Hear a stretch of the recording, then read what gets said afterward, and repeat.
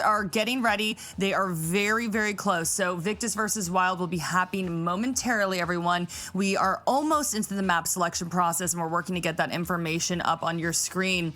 But Jess, I'll put you in the hot seat. I keep on putting Jess in the hot seat. I don't know why. I think you just love hot seats in general. Her red shirt, I just keep on looking over, and then I'm just like, oh, okay. Anyway, yeah. Yeah, what are we anticipating here? Wear some colors, friendo. Otherwise, you're not going to be in the hot seat ever again. I'm cool with that, actually. Yeah, fair. You got to wear like a bright blue shirt tomorrow. That's what we're thinking. I do have a bright blue shirt. We can do that. Oh, yeah, nice. Okay. I'll find blue. Look, if Jess is hotter than me, that means I'm cooler than her. So. Yeah, that's true. That's how the balance works. That is a fact. I heard that joke in high school, and I've literally never let it drop. Oh, last year when you finished high school? Yeah. Anyway, so Map Vetoes are up. Oh my gosh. Sorry, that was a burn, and then Jacob said, actually 2 years ago, and I was like, I'm going to leave. The reality was a little too much. A little too much. Exactly. Map Veto, though, this is what we're jumping in because I wanted to make a quick note about the fact that yesterday when we saw Heroic and Wild go head-to-head here, I saw really good maps on both Clubhouse and Kafe. The fact that Clubhouse is out, but Kafe is almost certainly going to be picked, spells, probably a little bit of disaster for Victus because that was a really good map I felt from the side of Wild. So I want to see that again. I hope Kafe comes in the mix. Clubhouse not being there, okay. There we go. Oh, I thought Wild would pick that.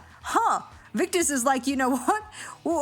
We want to take you onto your own stomping ground. Okay, fair enough. I just want Skyscraper. We've got one map potential left. Like, give me a little bit more of the new stuff. Like, the teams that can pioneer on new maps, especially ones like that, feel like they're a little bit more ahead of the curve, especially since some of the older teams are like, we just don't want to worry about it. So that'd be cool to see.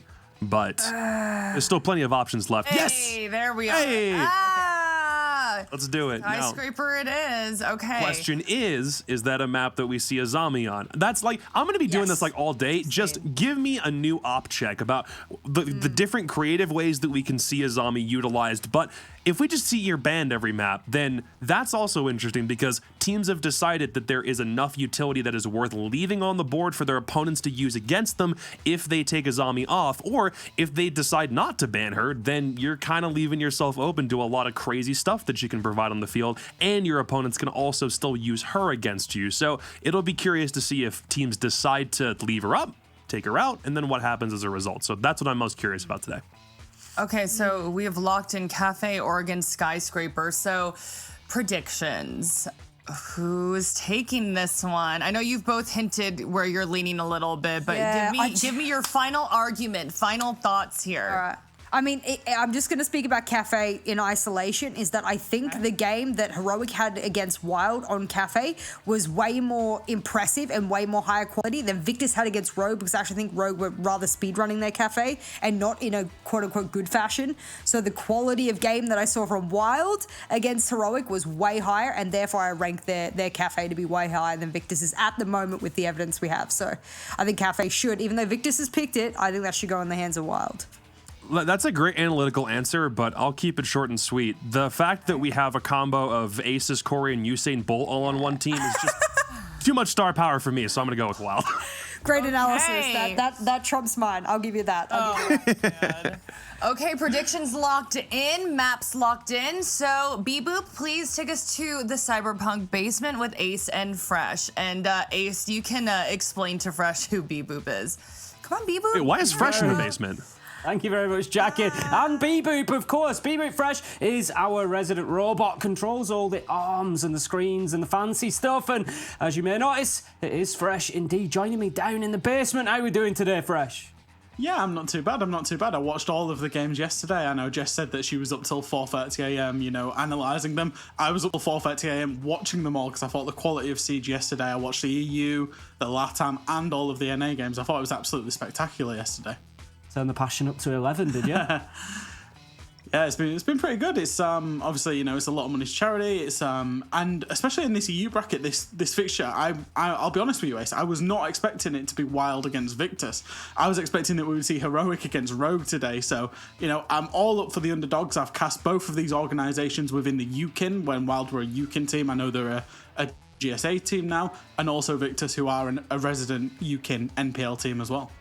That's it, Wild have gone through some pretty big changes over the last couple of months, but like you said, this is really the exact opposite of what a lot of people were expecting, or it's probably the last matchup I think we'd say we expected in the upper bracket final for EU. We would have expected at least Heroic or Rogue to make it here, but they're going to have to battle it out in the lower bracket to see if they can get themselves that second chance, because these two, they came really meaning business. I've got to say, I cast a Wild game yesterday. I know that you were watching the Rogue Victus game. I was really impressed by Wild yesterday. They came out, there's a couple of things they can tighten up. They can sharpen up the teamwork and the synergy a little bit, I think, but that's to be expected. They're pretty new as a roster, but overall, some really great performances, particularly from Jay. How did you find Victus yesterday? Victus, I think they've been a team that have been on a journey. Obviously, they they were under like an LFO brand going through UKIN 2 into UKIN.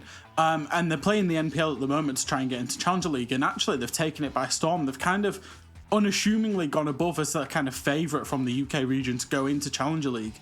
Oscar's a player in particular that I would watch out for. He's a very good player. He just gets about his business, but he can get a lot of kills as well. And when he needs to, he can just put his team on his back and get 15 kills and absolutely just, wipe the floor with the opponent to drag his team through, even when they need to. But they're so coherent as a unit. They play very well. They've got a good amount of experience. Skeptic Snake, for example, he was playing in CL, 2 years ago. So they've got a good amount of experience, a good amount of youth, and a really well-balanced team. I know for sure how much you are liking Oscar. You were in the DMs earlier with me about Oscar, saying how much of a talent he is. So really looking forward to him going up against Wild here, because of course there's a lot of experience on the side of Wild. I mentioned Jay, BZ had a great game yesterday as well, but also Aces, Corey, they've got everything that they need really on paper of Wild to be a great team. Yeah, and I think it's like you say, it's the experience. Like, this is like a pro league roster, right? That's got the best German up-and-comers in it. You've got a lot of experience of, as you say, Aces, Corey, who have been to, not just pro league, they've been to 6 Invitational as well. And then they've picked up, they've joined in with an existing GSA roster that has a lot of potential as well.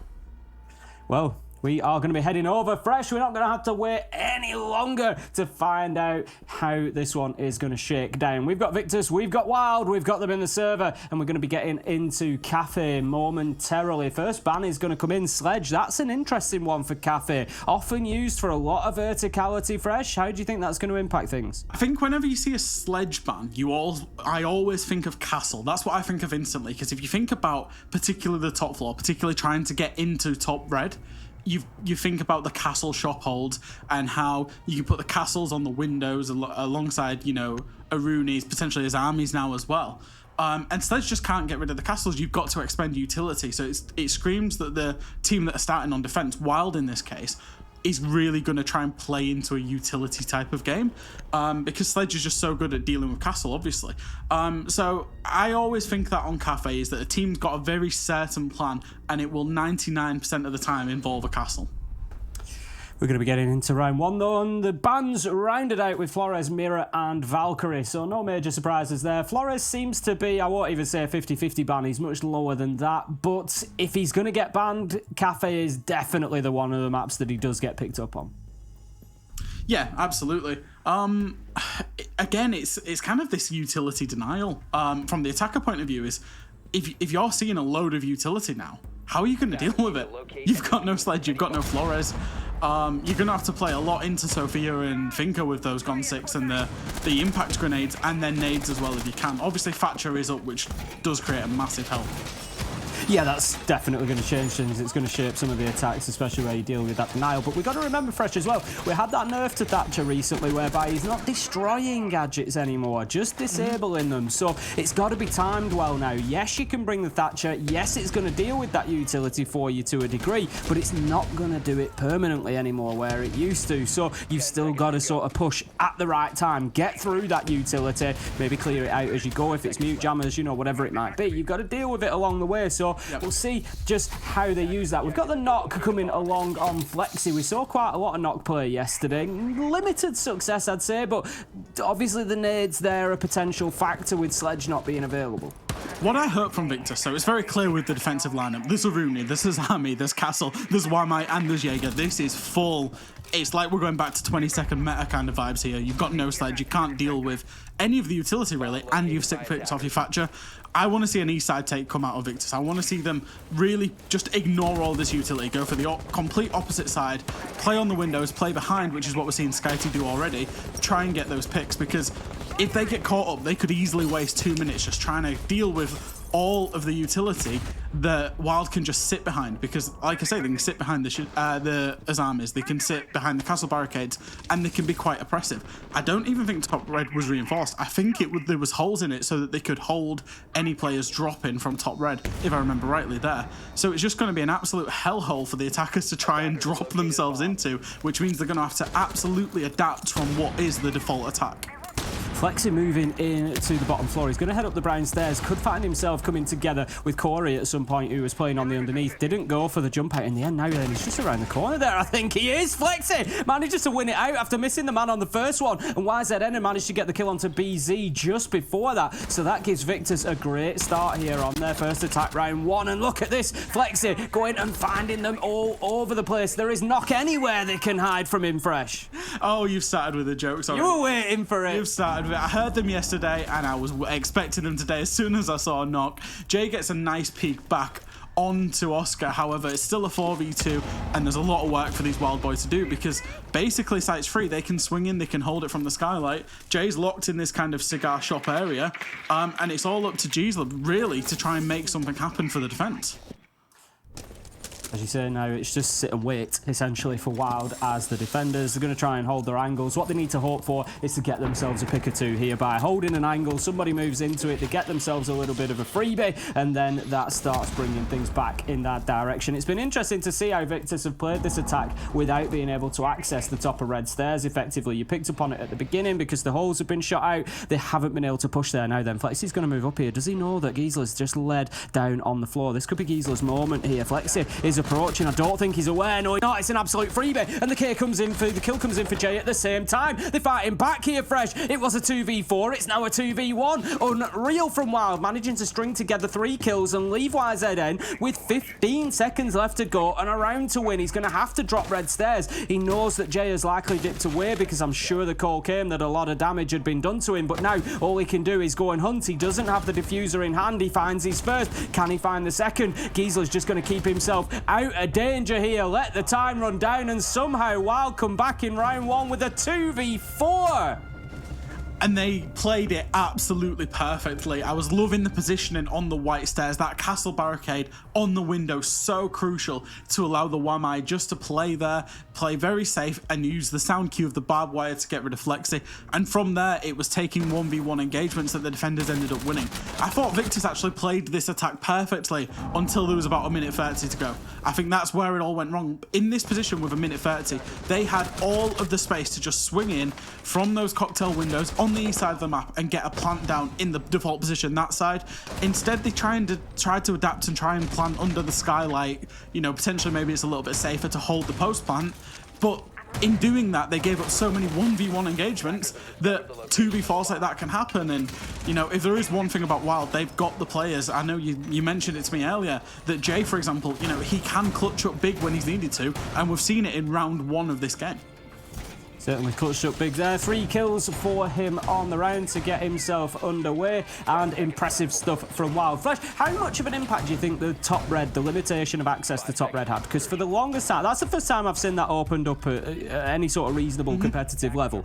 You know, it is just a default, double reinforce, that's it. And then attackers, every single time, they feel safe. Yep, they've got to cover the flank potentially from mining, but otherwise they feel safe to drop in there, and that's their little beachhead to get going from. Whereas Victus just didn't have that option. How much of an impact? You know, is that the reason that they're out of position there?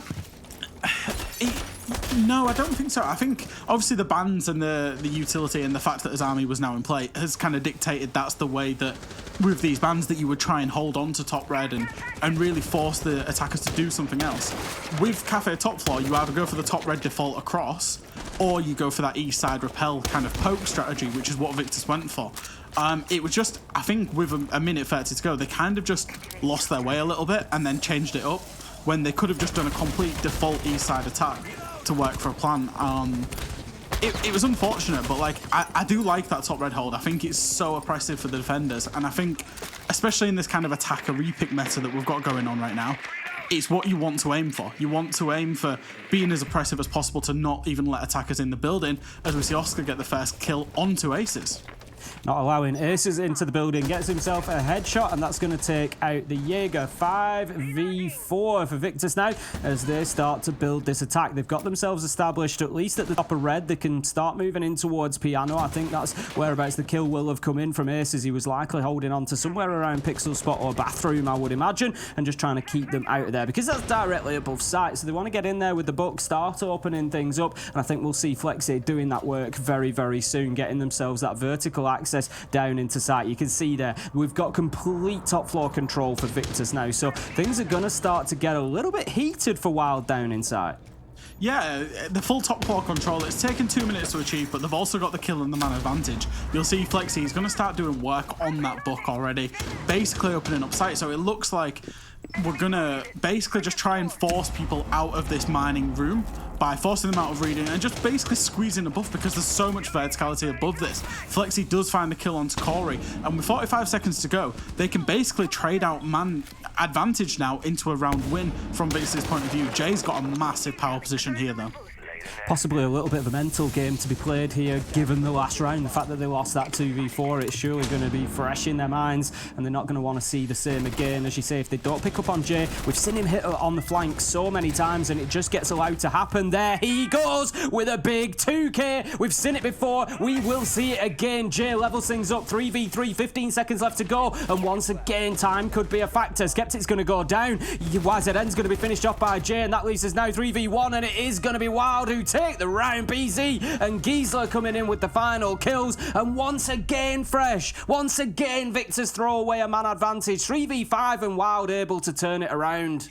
Jay is such a smart player. That's 2 rounds in a row that his positioning has won his team the round by just being able to have a big impact in that very late round when the execute's going down, just to be able to pop up, get a double kill, and really bring his team straight back into it. That's 2 rounds in a row, and I think Victus, they're doing things so well for a minute, 2 minutes of the round, and then it's just falling apart. I don't know if it's communication, I don't know if it's shot calling, but that's 2 rounds in a row that you've let go if you're Victus, and you've got to start wondering, we should have won that as a team.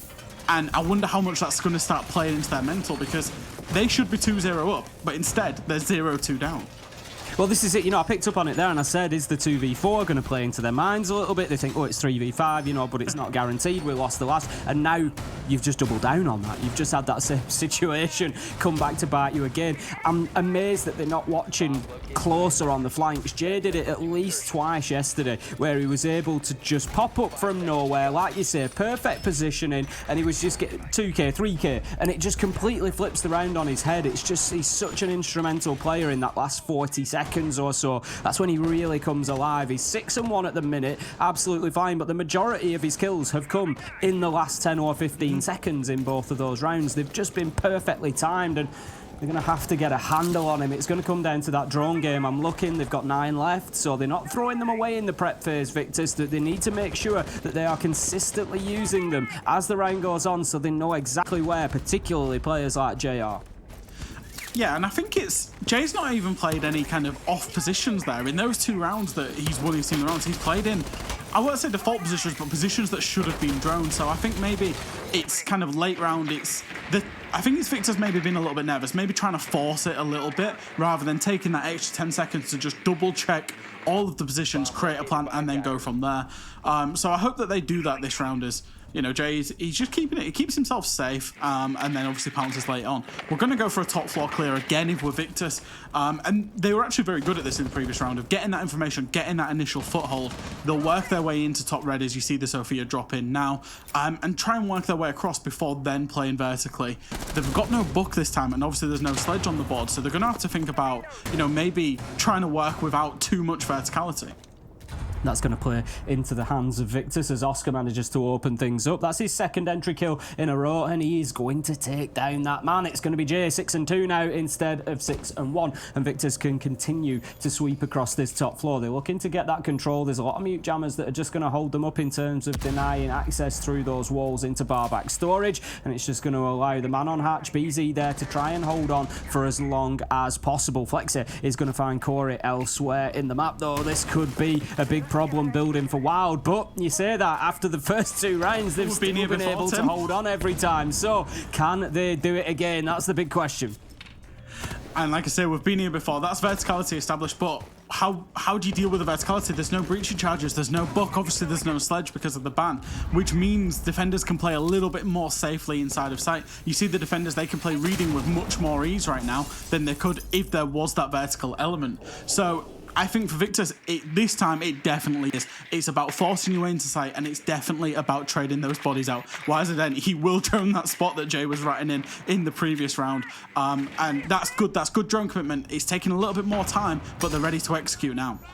The clock could be a problem for Victus once again. We've seen that play its part previously, and with 19 seconds left to go, as you say, they have a rush into sight because they just haven't brought the right tools, the right operators. They're going to get absolutely obliterated on the door by the shotgun, but the kills elsewhere leave Aces completely outnumbered. His double is useless, and that is going to be Victus managing to pick up that first round, engaging at distance. The shotgun never stood a chance, and Victus, they managed to lock one out, and it was a big concern still fresh. You know, they've got to be thinking about the site that they are attacking and the utility they bring in, not having something, anything to take up those floors on a reading attack. You got to be asking questions of Victus there. They still got it done, but it was a gamble. Yeah, it absolutely was a gamble, and you've got to say that's, you know, potentially Flexi that should be on the book there. He was on the book previous round on the train attack. He should have been on the book there because he did play knock. And that, I appreciate it, right? 6 set of nades because you've got Ayana, you've got your Finker, and then you knock. You've got 6 nades, and people love nades in this current meta. But you've also got to play into the fact that there is no sledge, and you have to therefore bring a book whenever you are not attacking the top floor. Because Kafe is so vertically dominated by, because, you know, you think about Kafe as the landscape of a map. It's a big square with 3 floors. If you're not attacking the top floor, you've got basically vertical over the second floor and the first floor. So you need that form of destruction, whether that is breaching charges or a buck. You need to figure that out as an attacker. And I think the one thing that I did like about Victus there, the one thing that I really did like, is previously they executed on around 30 to 40 seconds to go. This time it was 20 seconds, make sure they double droned everything.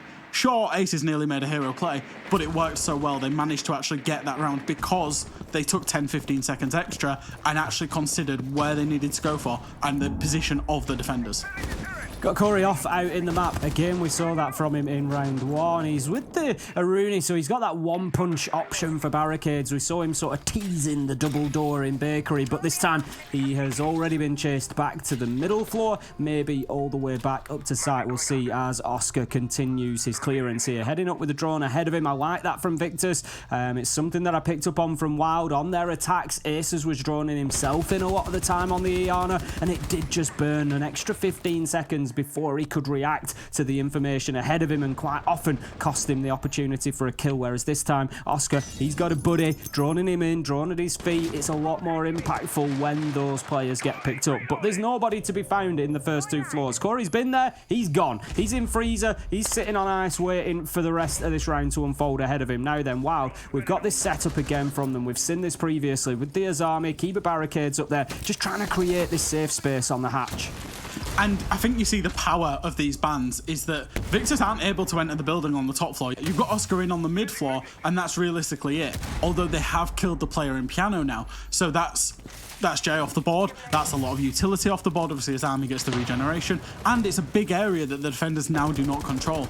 For the defenders, they've taken a minute and a half off the attackers. They've only lost 1 life for it. And Piano's still going to be so hard to get into because of the freezer holes, because of the bathroom holes. The defenders can hold it, especially Castle with that 1.5 times scope.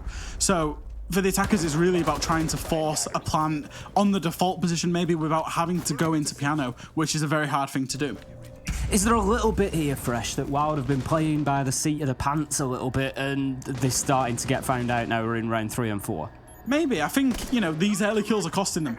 It's as simple as that. Every That's 3 in a single row round, for Oscar now. Yeah, they've given up entry deaths, they've given up early deaths, and again, Skyty's found another one. They're having to come from behind all the time. They've done it magnificently twice, but it's not sustainable.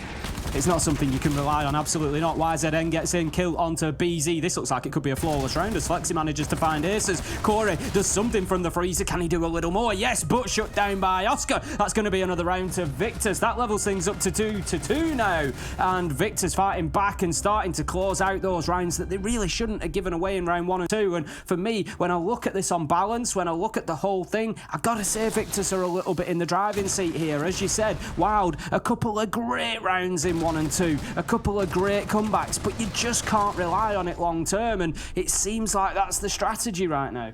Victor should be 4-0 up. That's the top and bottom. It is, that's the reality. Of this game is the reality is Wild are kind of lucky to be in this game at this point. And I know Rogue thought the same thing, particularly on this map yesterday, was that one thing Victus were very good at was playing that kind of poke strategy of not really entering anywhere, but managing to find kills, of kind of, you know, just almost baiting out kills by just being on the repels. We saw Jay die there on his army, which realistically dying to a nade with that much utility in play on the top floor just shouldn't be a thing that happens. And I think that's one thing Victus have been very good at, is managing to find those kills in the early round that set themselves up for success, even if they have thrown it a couple of times. They're not going to be too upset with this scoreline, right? Because attacking Kafe, particularly with the bans, because these bans do lean to a more defender-sided Kafe, as I say, with the way that Wild want to play it. So they'll be happy, especially if they get free attacks. It's interesting, just noticed in the old chat there, Oscar picking up and just asking Wild, I think a little bit tongue-in-cheek, a little bit cheeky. Not like in the basement, but Corey coming back with, it's great, but I can't cook. But ultimately, yeah, it was something that we saw from Wild yesterday as well, Fresh. Didn't use kitchen at all in their defences. Mining, reading bar. They don't want to go down there.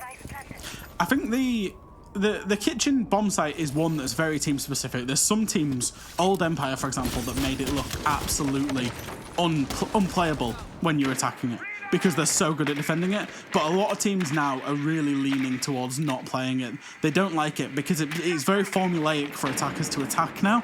It kind of clubhouse vibes in a sense of you do 1, you do 2, you do 3, and if you do it in a fast enough time, then you will win the round as attackers. And I think it doesn't give us much opportunity for the way that Wild want to play, which is oppressive, which is kind of baiting out the utility, etc. Kafe, kitchen basement site it's a very different site in terms of Kafe, and I think that's why we're just not seeing Wild play it whatsoever. Oscar looking to push through, being supported by Skeptic. They need to be careful. Skeptic, of course, having the diffuser in hand. They don't want to get too aggressive there. They are attacking onto mining, so this is still the top floor clearance element. Oscar, you see the barrel of his gun. He knows the man's there, but no! Giesler's managing to just slip out of freezer there and find that kill. Beautiful bit of teamwork.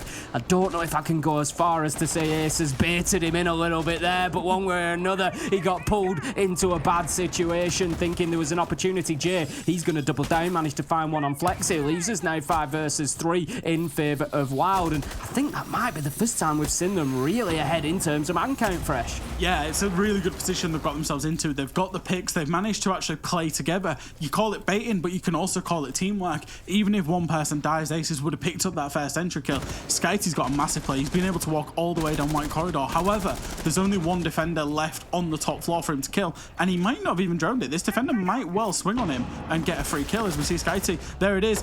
Corey does manage to find the kill, picks up a second one as well, and it's all up to YZN wondering how it's gone from bad to worse. Does find the kill onto Corey in the 1 versus 4. He's not even going to play for the diffuser. Manages to find the second kill onto Jay, who throws an impact at him instead of bullets. Puts him down to about 10 HP, and at this point he's just looking to try and find his 1v1 engagements, find himself a couple of kills. But I think Wild, they're too experienced for this. They're going to regroup, they're going to play as a team, play in close proximity to each other, and then when YZN does eventually come, they'll be able to play a crossfire and win it out from there. Yeah, that's it. They're just going to sit inside the site now. Like you say, far too much experience in this team, especially Corey being off the board here. He's going to be in the comms. He's no doubt going to be looking at those cameras as we just saw. He's cycling through who's left. He's going to be feeding that information and saying, just, wait for your moment, boys. It will come, or the clock will win it for us. And that's exactly what will happen as the round finishes off. Wild managed to get themselves 3-2. And if I believe I'm right in saying, Fresh, I'll double check in a second. I think it was Wild who chose the defensive side because Victus chose the map. Yes, it was. So they're going to be definitely looking for a 4-2 here. A very important round 6 coming up for Wild. Yeah, it's kind of awkward to say because I've got to go back to this is the fact that that's their first round that I believe they've strategically, tactically won against Victus, but they are in the lead. And a 4-2 for them, they'll feel like they've gone and robbed a bank at that point, I think.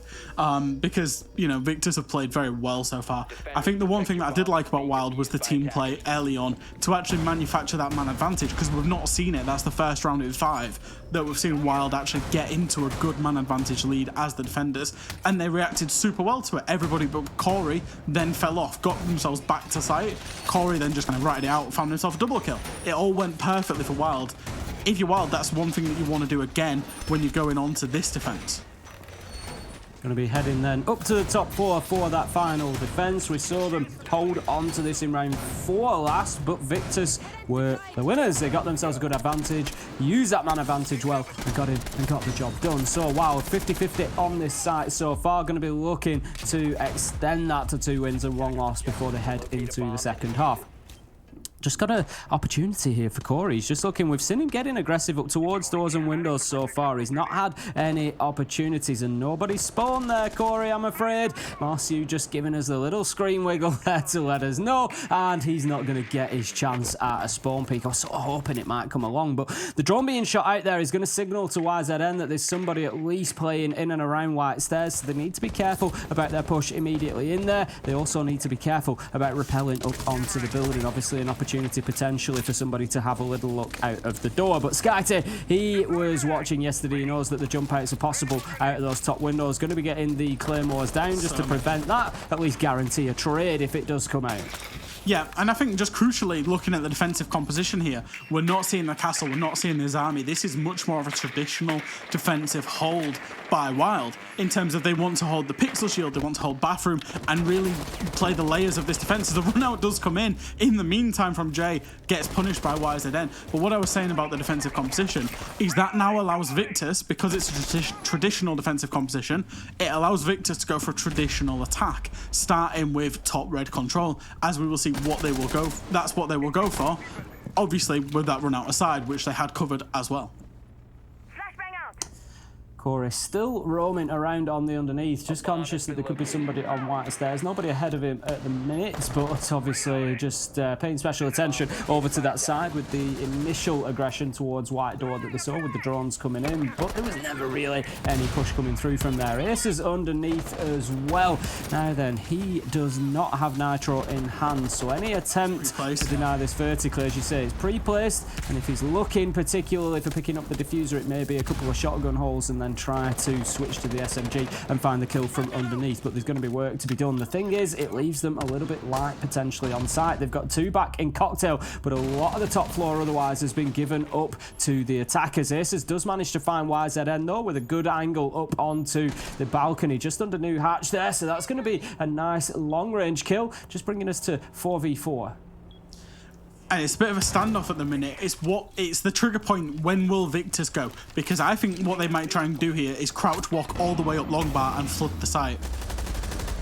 Skyte, he's going to move in. Oscar it is, however, that gets the kill onto Corey underneath. BZ nearly has an opportunity, but just doesn't see his man across the top of the bar. Giesler manages to get one. Aces with another, but then Flexi on a big double 2v1 leaves Aces miles out of position here, and there's an opportunity for them to start getting the diffuser down, and that's exactly what Victus are going to do. The attempt at the denial from underneath, he just can't find the man. Skeptic managing to get away with his life there, and Flexi, he is also in a position to try and hold on to this. There's the drone, spots out Aces, so they know where he's coming from. It's always difficult to get back up onto the top floor here as there's only 2 staircases, so they can keep eyes on both quite easily. Now then, Aces, he's going to work his way around to Lumber, but no, he's going to switch things up. He's going to come in through the freezer angle. He knows where one is, doesn't take the pre-fire, and Flexi able to get the kill. Even one pre-fired bullet there would have taken Flexi down and given Aces the chance in the 1v1, but no, Victus able to close it out 3-3, and you've got to call that their half.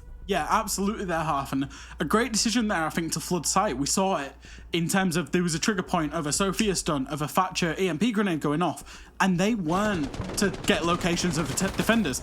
They were sound cues because attackers were pushing through deep into site. They managed to find all of the kills. Obviously, Ace's a bit of a ill-informed jump out, should I say, because he was then in a 1v2 being detected outside and did all he could. But great play from Victus. I think 5 rounds they should have won. 3 rounds they did win, which when you're talking about Kafe, with, you know, they've sustained also an ideology of how WYLDE want to counter-adapt them with the sledge ban, with the utility.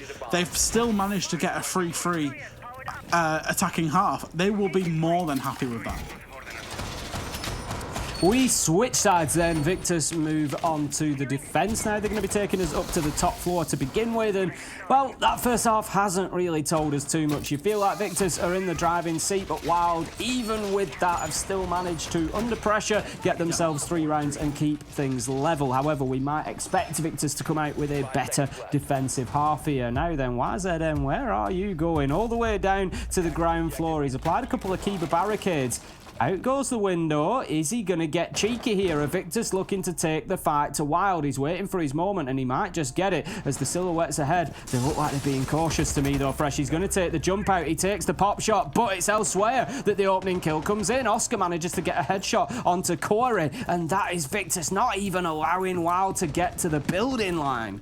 So one thing I just want to say about this is I was in TeamSpeak. I was playing some Siege. I was watching the games, as I said, until 4:30 this morning, effectively, Tim. I was watching all of the games, and whilst the NA games were going on, I was actually in TeamSpeak with the analyst from Victus, who was going through every single round with a fine-tooth comb of WYLDE, and I'm wondering if that was a particular counter-analysis of they always spawn here, they always hit this point by X amount of time, we can get a free spawn peak. And that's exactly what Victus have done in round 1, getting that spawn peak onto Corey. I wonder if that's a tendency thing that the support staff of Victus have spotted. If so, it's put themselves in a great advantage in this round. Absolutely, just shows the value of the work that is done by all the analysts around the leagues. Jay is going to find a kill onto YZN to level things up. That's going to bring it back using the Finker there, the LMG. I mean, we've seen the power of that weapon. We started to see a lot more Finker bans yesterday, obviously allowed through here, but we definitely saw a couple coming in, and I think over time we're only going to see more and more now. Oscar got himself wedged inside a barback storage here. He's waiting for the push into Piano, and at the halfway mark, WYLDE still not in a position to be moving in and taking over that area yet. Yeah, I think they've managed to get the first kill onto YZM, which is that Azami again. Once again, that utility that can be 5 Azami keeper barriers that get deployed over the course of the round. That's a great operator to get off the board early. And Piano Control is kind of half in control of the attackers. There's still the defenders, there's still those holes, as you see, through barback storage, through bathroom, that the defenders compete back through. So it's still a hard ground for WYLDE to actually go in and take. And then they've got a minute to try and set up for a plant here. The defenders, they're just going to play the backline and really wait for WYLDE to make their move.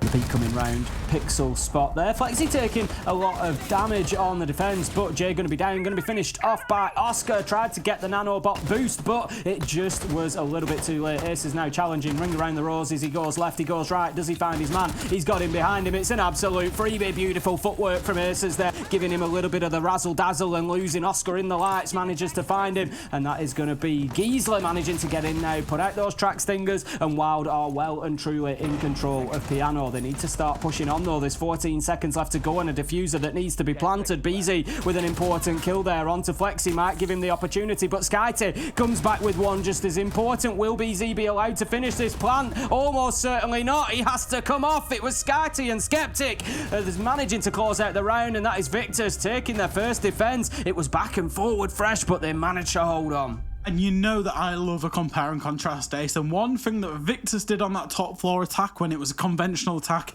they pushed deep with sound cues and played for the kills. WYLDE there, they played for the plant in a 3v3, and you saw the raw power of when you've got a 3v3 and one of your attackers is planting, that's essentially a 3v2 in the defender's favour. They peaked, they got the kills, and they won the round off the back of it. Very small stylistic difference between the two teams and what they wanted to play for, but it was huge in terms of the round won or loss on the attacking side. Victus, they played it very well, I think. They they got the opening kill. They got that entry pick, and you go all the way back. That's ultimately what potentially would have won them the round, because Corey was off the board. Dokkaebi was off the board in terms of the calls, that sound cue to push deep. That's potentially why the Dokkaebi was brought. So you take it back all the way to one spawn kill that's potentially won them the round there. Just see the drone being placed there on the bottom floor, just in the corner of VIP. That's going to be watching over what can be a key area for this defence. Victus choosing as their secondary site to go down to the kitchen, which is not something that we saw Wild use at any point. They're going to be shaping up at the minute to potentially hold on to the bakery side. Not too much attention on that VIP side. We'll see whether somebody locates themselves in there or not. Yes, they have. Skyty got a shield. He's got himself set, but will he spot the drone that's in the corner? If not, there's going to be a lot of information potentially coming in. It was the top left corner as you're looking at it now, Marcio. It was just up on one of the sort of benches at the waist level, if you will. Bottom left now. Just scroll to the left, Marcio. Yep.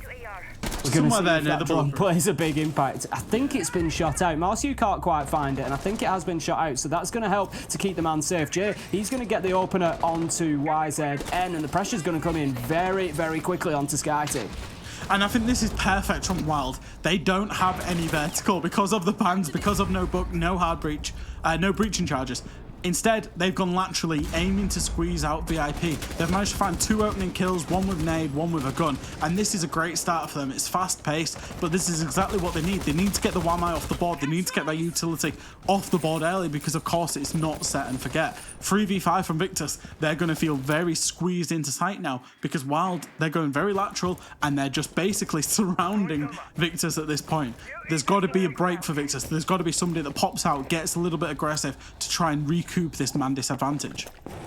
I think obviously maybe the band's playing a part there. Fresh not having the sledge available. Yes, Buck can go in there and rip up that floor, but you lose the frags. So potentially just playing into the strategical choice as well as the operator choice. Oscar managing to pick Aces up as he tries to walk in through the door. There will be no free entrance here, and he's going to be shut down. Corey is looking for his man though, and that's beautiful comms. You can just see it. Aces gets taken down, pinpoints Oscar's location, and as he tries to push through, Corey is there ready for a late trade and keeps them now in a 4v2. It is all up to Flexit and Skeptic, and it's not going to be easy for them because Wild have got time here, and what they're going to do is they're going to narrow down that circle. They're not even going to bother actually. They're just going to take it from long range. Flexit taken down from distance. Jay manages to find the last. That Skeptic closed out, and Wild managed to get their first attack done and on the board.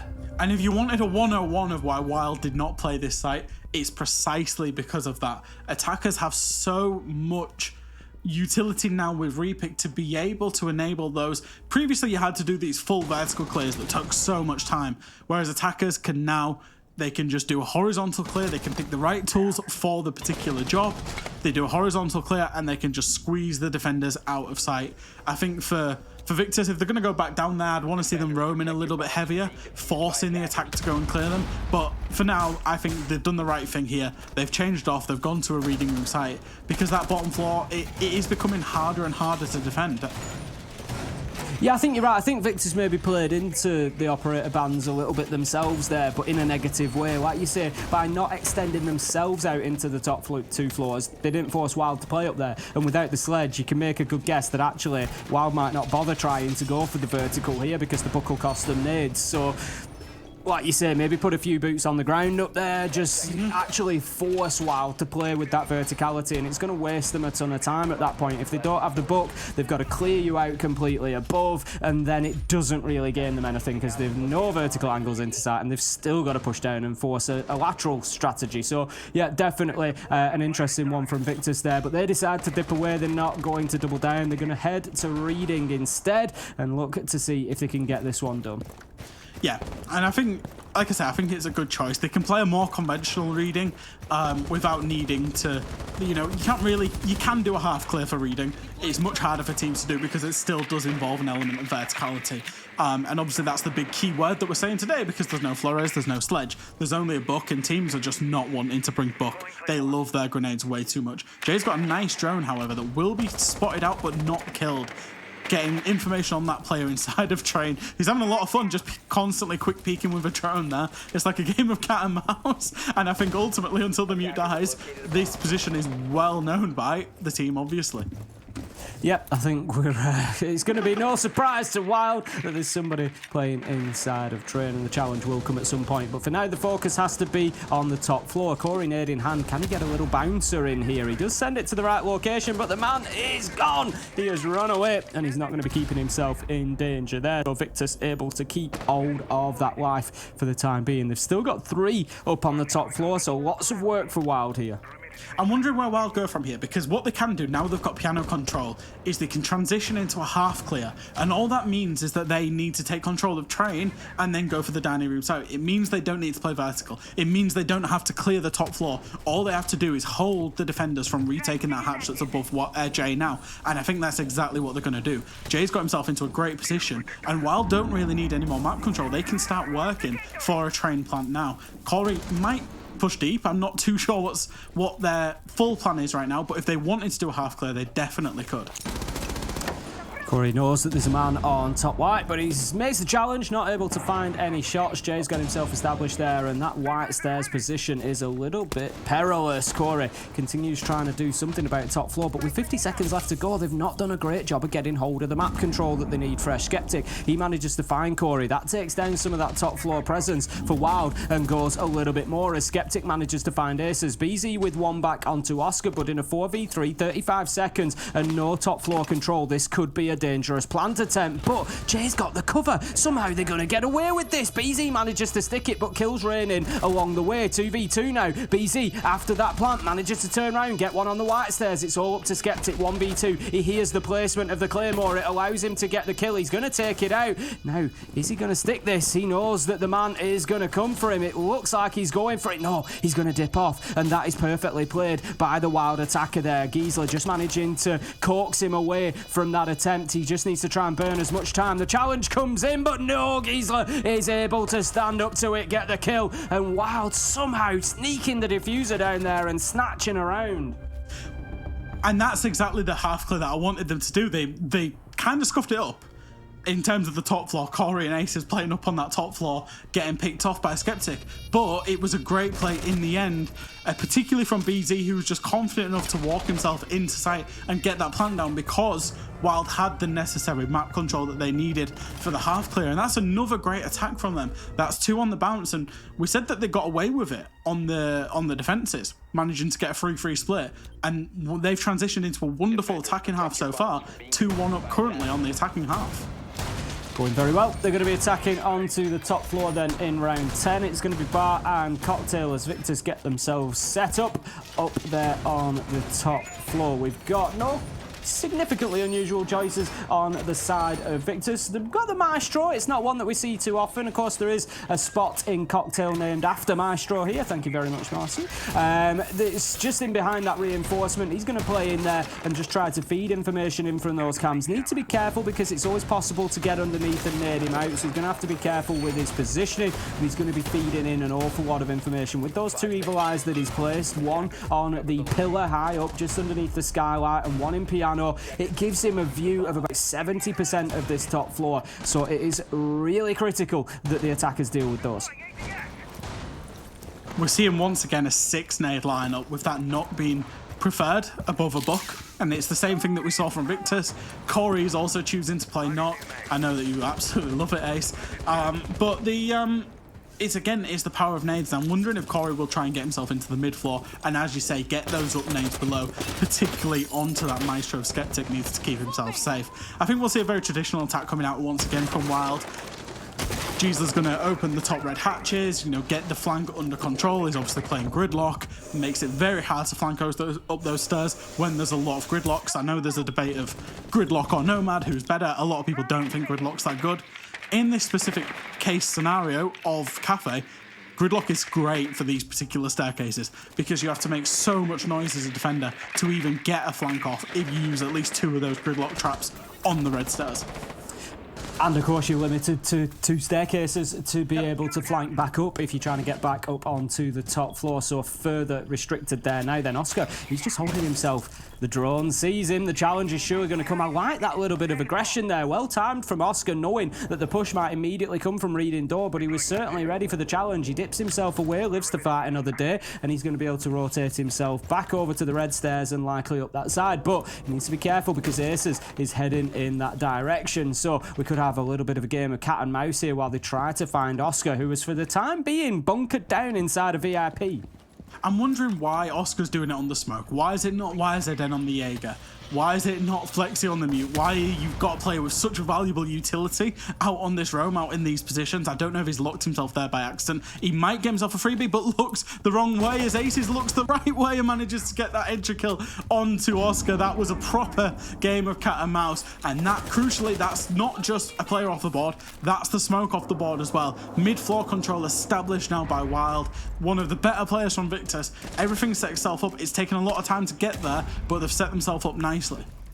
45 seconds left to go, and time for Wild to start building this final push. Now then, there's a man inside of Cigar Shop, and I can only presume that Aces doesn't know, because obviously the wall is soft, and if he peppers it in through there, he's going to hit some shots onto him, almost certainly. But YZN, he's just going to hold his position. He moves out, he gets aggressive, he finds a kill. They had no idea he was there. That levels things up, 4-4. He gets a second onto Jay, and what a flank. YZN has effectively pulled off their absolute beauty to net himself a 2k and put Victus back in the driving seat. 4v3, and all of a sudden Wild are scrambling fresh. 13 seconds left to go. They've got to make something happen. Corey, he's going to go for it up the white stairs. They know he's coming though. You sit down, Skyt, he says as he takes the kill, and that is going to be 2 more flying in. Flexi and YZN finish off the round, and Victus level things up and guarantee us at least 12 rounds of Kafe. Yeah, and I think there's going to be a big shift generally in kind of the consensus around Kafe. As previously, I remember Jess last year on EUL saying, this is the most defender-sided map in the pool. And I think we're going to a much more of a 50-50 kind of map.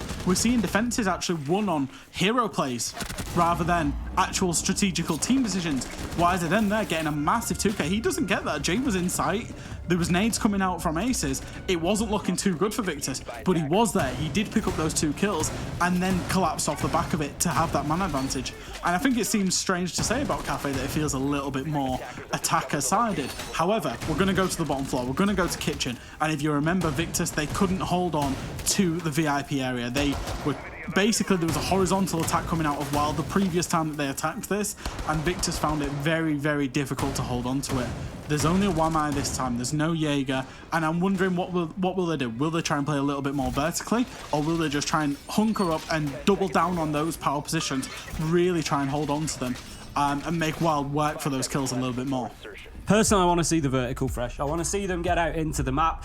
I just don't think they were anywhere near last time, to be honest, holding on to those positions. Like you say, you know, Wild came in and just decimated 2 of them straight away, 5v3, and just worked laterally. So for me, I want to see them force Wild out into the rest of the map. They had an absolute age left in a 5v2 to just push onto site. It was never going to work out for Victus. At the minute, we can see there's at least 1 on the mid floor, so they are going to have to pay some attention. Obviously, the danger is any vertical holes that Victus open up to be able to offer significant threat from the mid floor, because let's not forget, Wild could just ignore them and go straight to site anyway, so they need some vertical holes themselves, but that will then open them up. That exposes them to that threat should they not hold on to that position. So it's going to be a careful balance for Victus, but for the time being, Wild are working on that VIP position. They're going to take down the shield, but no, there comes the jump out. YZN manages to get 1 onto Jay, and he just keeps going. He's going to fight his way back in with a pistol. He gets himself a second, drops the diffuser on the ground, and this is better from Victus fresh, and it comes from the mid floor. And that's exactly what we were saying about maybe not the vertical in the sense of holding above sight, but getting out of a window, knowing that Wild would go for the exact same approach, and they're scrambling now. We're seeing Aces force his way in without really any intel, just throwing nades to try and find a kill back. That man disadvantage is so important in this attack because you can't squeeze people out if they've got more people than you have. So Aces needs to be careful because he wants to try and find a pick. He needs to be careful he doesn't give his life up because Oscar is very close by. He does manage to get that kill onto Oscar, and Skyty is now in a lot of trouble. Wild desperately needed those from Aces, and he's that player that we've seen that can do that catalyst in the mid-round where you desperately need a 2k. Who's going to find it? It's going to be Aces. He's 8 and 9 so far on the day, and 2 very important kills there to bring us back to 3v3. YZN is going to drop as well, and it's Aces again. He's on a triple kill and could find more. Skeptic and Flexi, they're going to have to hold on to site, and there's a minute. They are left with an absolute age to defend against once again. Same position as last time, only that Wild have got a couple of less players, so there's at least a little bit of something for Victus to look towards there. Skeptic, he looks to get aggressive, but it's Flexi who manages to get one. Skeptic chases down Giesler, and that leaves us now Aces in a 1v2. It's Ace or nothing. It's going to be Aces to get the quad. Can he find the 5th? He pops up, he sees his man, but no, Flexi finds him through the soft wall, shuts down the Ace, shuts down Aces, and closes out the round. Honestly, that round was absolutely on the it was like a seesaw. One team had the advantage, then Victus had the advantage, Wild took it right back, and then Victus reclawed it. I love the adaptation to jump out to get those guys bottom white. I love, and I want to say this throughout this game, Aces, you know why he was in Pro League. His movement is absolutely incredible. We've seen it 2 or 3 times now. The way that he's managing to find kills by just navigating himself around and shooting people in the back, does it in this particular clip right now to get that kill back onto Skyty. He's a sensational player. Gets another one here at bottom red of somebody not looking at him. He manages to pull his team straight back into it.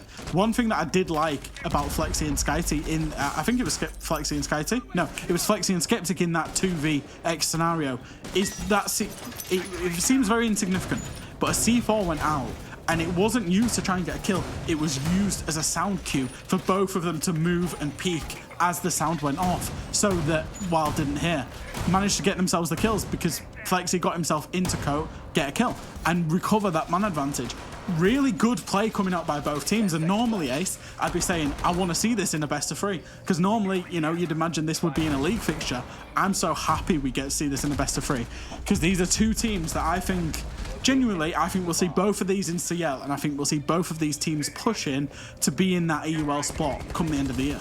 Oh, they're going to be battling with each other. This right now is just a prelude. This is just, giving us a taste of what's to come, because these are for sure 2 very talented teams. At the minute, Victor's finding themselves on top of Wild, and that might be difficult for them in the terms of the match overall, Fresh, because, of course, we saw Wild yesterday going to Kafe, having a good performance there. We expect that this is a map that they want to play, that they may be going to come and have a good game on, but if they lose this, it was tough for them on Oregon, and they might just find more of the same here against Victus. Now then, he's going to get the drone in from Red Stairs, just make sure everything's clear. He'll be able to drop himself down after the track stingers go out to just prevent any movement coming from around top floor. They want to get top floor control, attacking onto Reed in here, so they need to force out those Victus players from top floor. It's going to be largely Cocktail and White Corridor, but they may have extended into Piano for the sort of beginning of the round.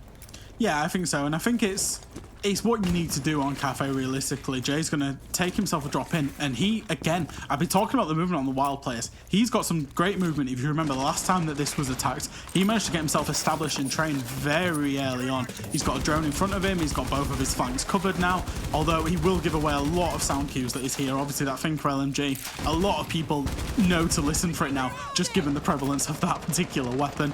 But once again, it looks like the half clear is going to come in. They're going to try and clear the player out of train, make sure piano control is established, and go for the same attack that worked for them last time. However, one thing Victus have been excellent at is that adaptation of knowing, here's what Wild did last time, here's what we're going to do to adapt onto it. We saw it in the previous round for Kitchen, and we've seen it a little bit on this round. They're trying to get a little bit more aggressive in train. There's a C4 from below from YZN as well. Oscar onto BZ, that's going to be our opening kill, and he's gone really well on the entry so far today as Oscar really giving Victus a great start in a number of rounds. 5v4, 50 seconds left to go, and a lot of work for Wild to do. They get themselves down onto a lateral push, but they still don't have that top floor control. They managed to plant the diffuser last time around inside a dining, but I'm not sure that that's something Victus are going to fall for again. Corey, he's going to be holding the long angle up onto Cocktail Door, but I've got a feeling that that man is moving absolutely nowhere. He wants to keep that vertical down onto Reading Door. yeah, Oscar, he's got a massive play to make here, especially if Aces swings out. It's a big game of cat and mouse, and how many times have we said that? Who's going to be the one to blink first? Who's going to be the one to go? Skeptic, he's going to drop on top of Aces as the kill comes in. On the other side of the map, the plant attempt is going to come in from Wild at the minute. Skeptic manages to find another one, 3v2. Plant can't go in now. Wild needs to find a kill before the plant goes in. There's surely not enough cover. Skyty walks in, takes shots on the cover, gets the plant, gets the down, and that will be the game from Victus. Man advantages once again. A great story of adaptation, particularly on those final 2 rounds to get them over the line. Fantastic plays from Victus there, really having to fight. You know, there was those couple of rounds at the beginning, fresh round 1 and 2, where they had big man advantage, they got beaten down by a Wild, and you start looking at that thinking, you know, maybe this is going to be difficult for them to get themselves into, but showing great resilience.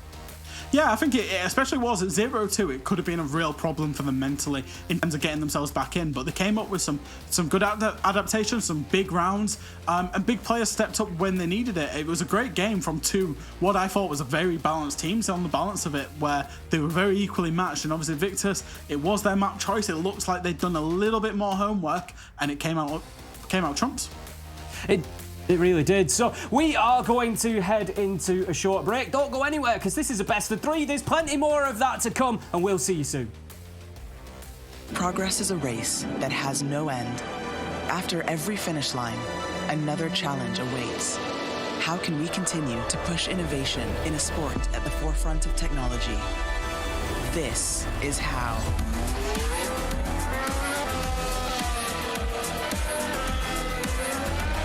Discover how Aramco and the Aston Martin Formula One team aim to meet Formula One's sustainable fuel targets. Aramco, powered by How.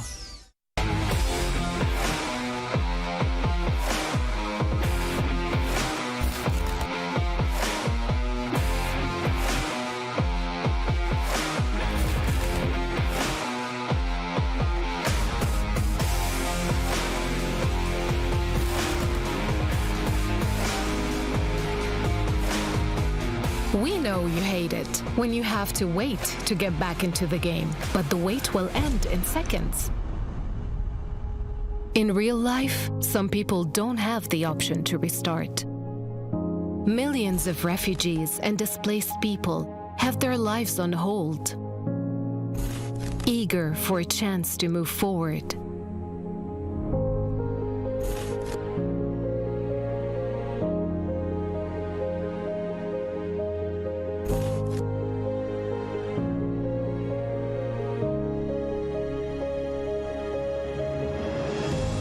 There are 84 million people around the world who were forced to flee due to war, conflict, violence, persecution, and climate change.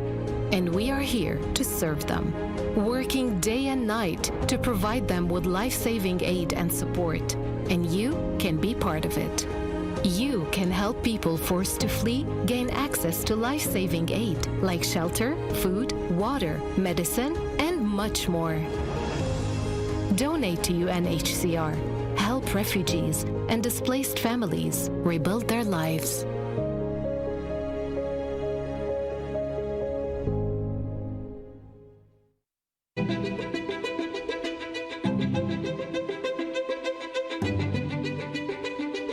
The divisions in the world are stark. Recent years have shown some of the largest natural disasters ever in history. And that really hits hardest the people who had the least to begin with. These people need help. It would be a real tragedy if all of these advances in science, in health and technology only benefit people in a position to pay for them. There should be no lesser standard if you happen to be poor. These problems can be overcome.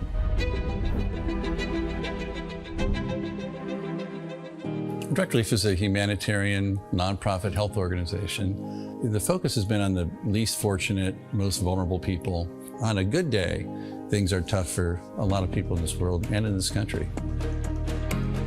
And what we can do is mobilize private resources for their benefit and make it available free of charge. We're the first nonprofit in the history of the United States to obtain accreditation just like a commercial distributor. and it's been expanded geographically to every country in the world and every state and territory of the United States. What's now Direct Relief officially was started in 1948 as a private effort of a war immigrant businessman named William Zimden. The basic guiding principles of a war immigrant businessman really influence what Direct Relief has done ever since, and they begin with just serving the people who need help. We have this great privilege of engaging with people who come in from very different backgrounds, but with the same purpose of trying to just do something good. It doesn't matter if you're typing or talking on the phone or working on the warehouse floor. They're all part of an effort that means something bigger, and that is the fuel that kind of keeps you going. It gives you some sense that there is a way to make meaningful progress, even for a little organization that started at a kitchen table, but that's what provides motivation in life. The notion that many people, just by virtue of where they're born, the color of their skin, the country they live in, they're going to get sicker, they're going to stay sicker longer, and they're going to die sooner. That's pretty good motivation.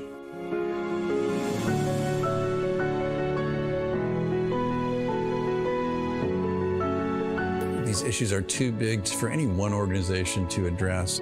We really work hard to honor these guiding principles, invite people to participate, and we are sure thankful for the thousands of people across the country and world who have become part of Direct Relief by virtue of their participation.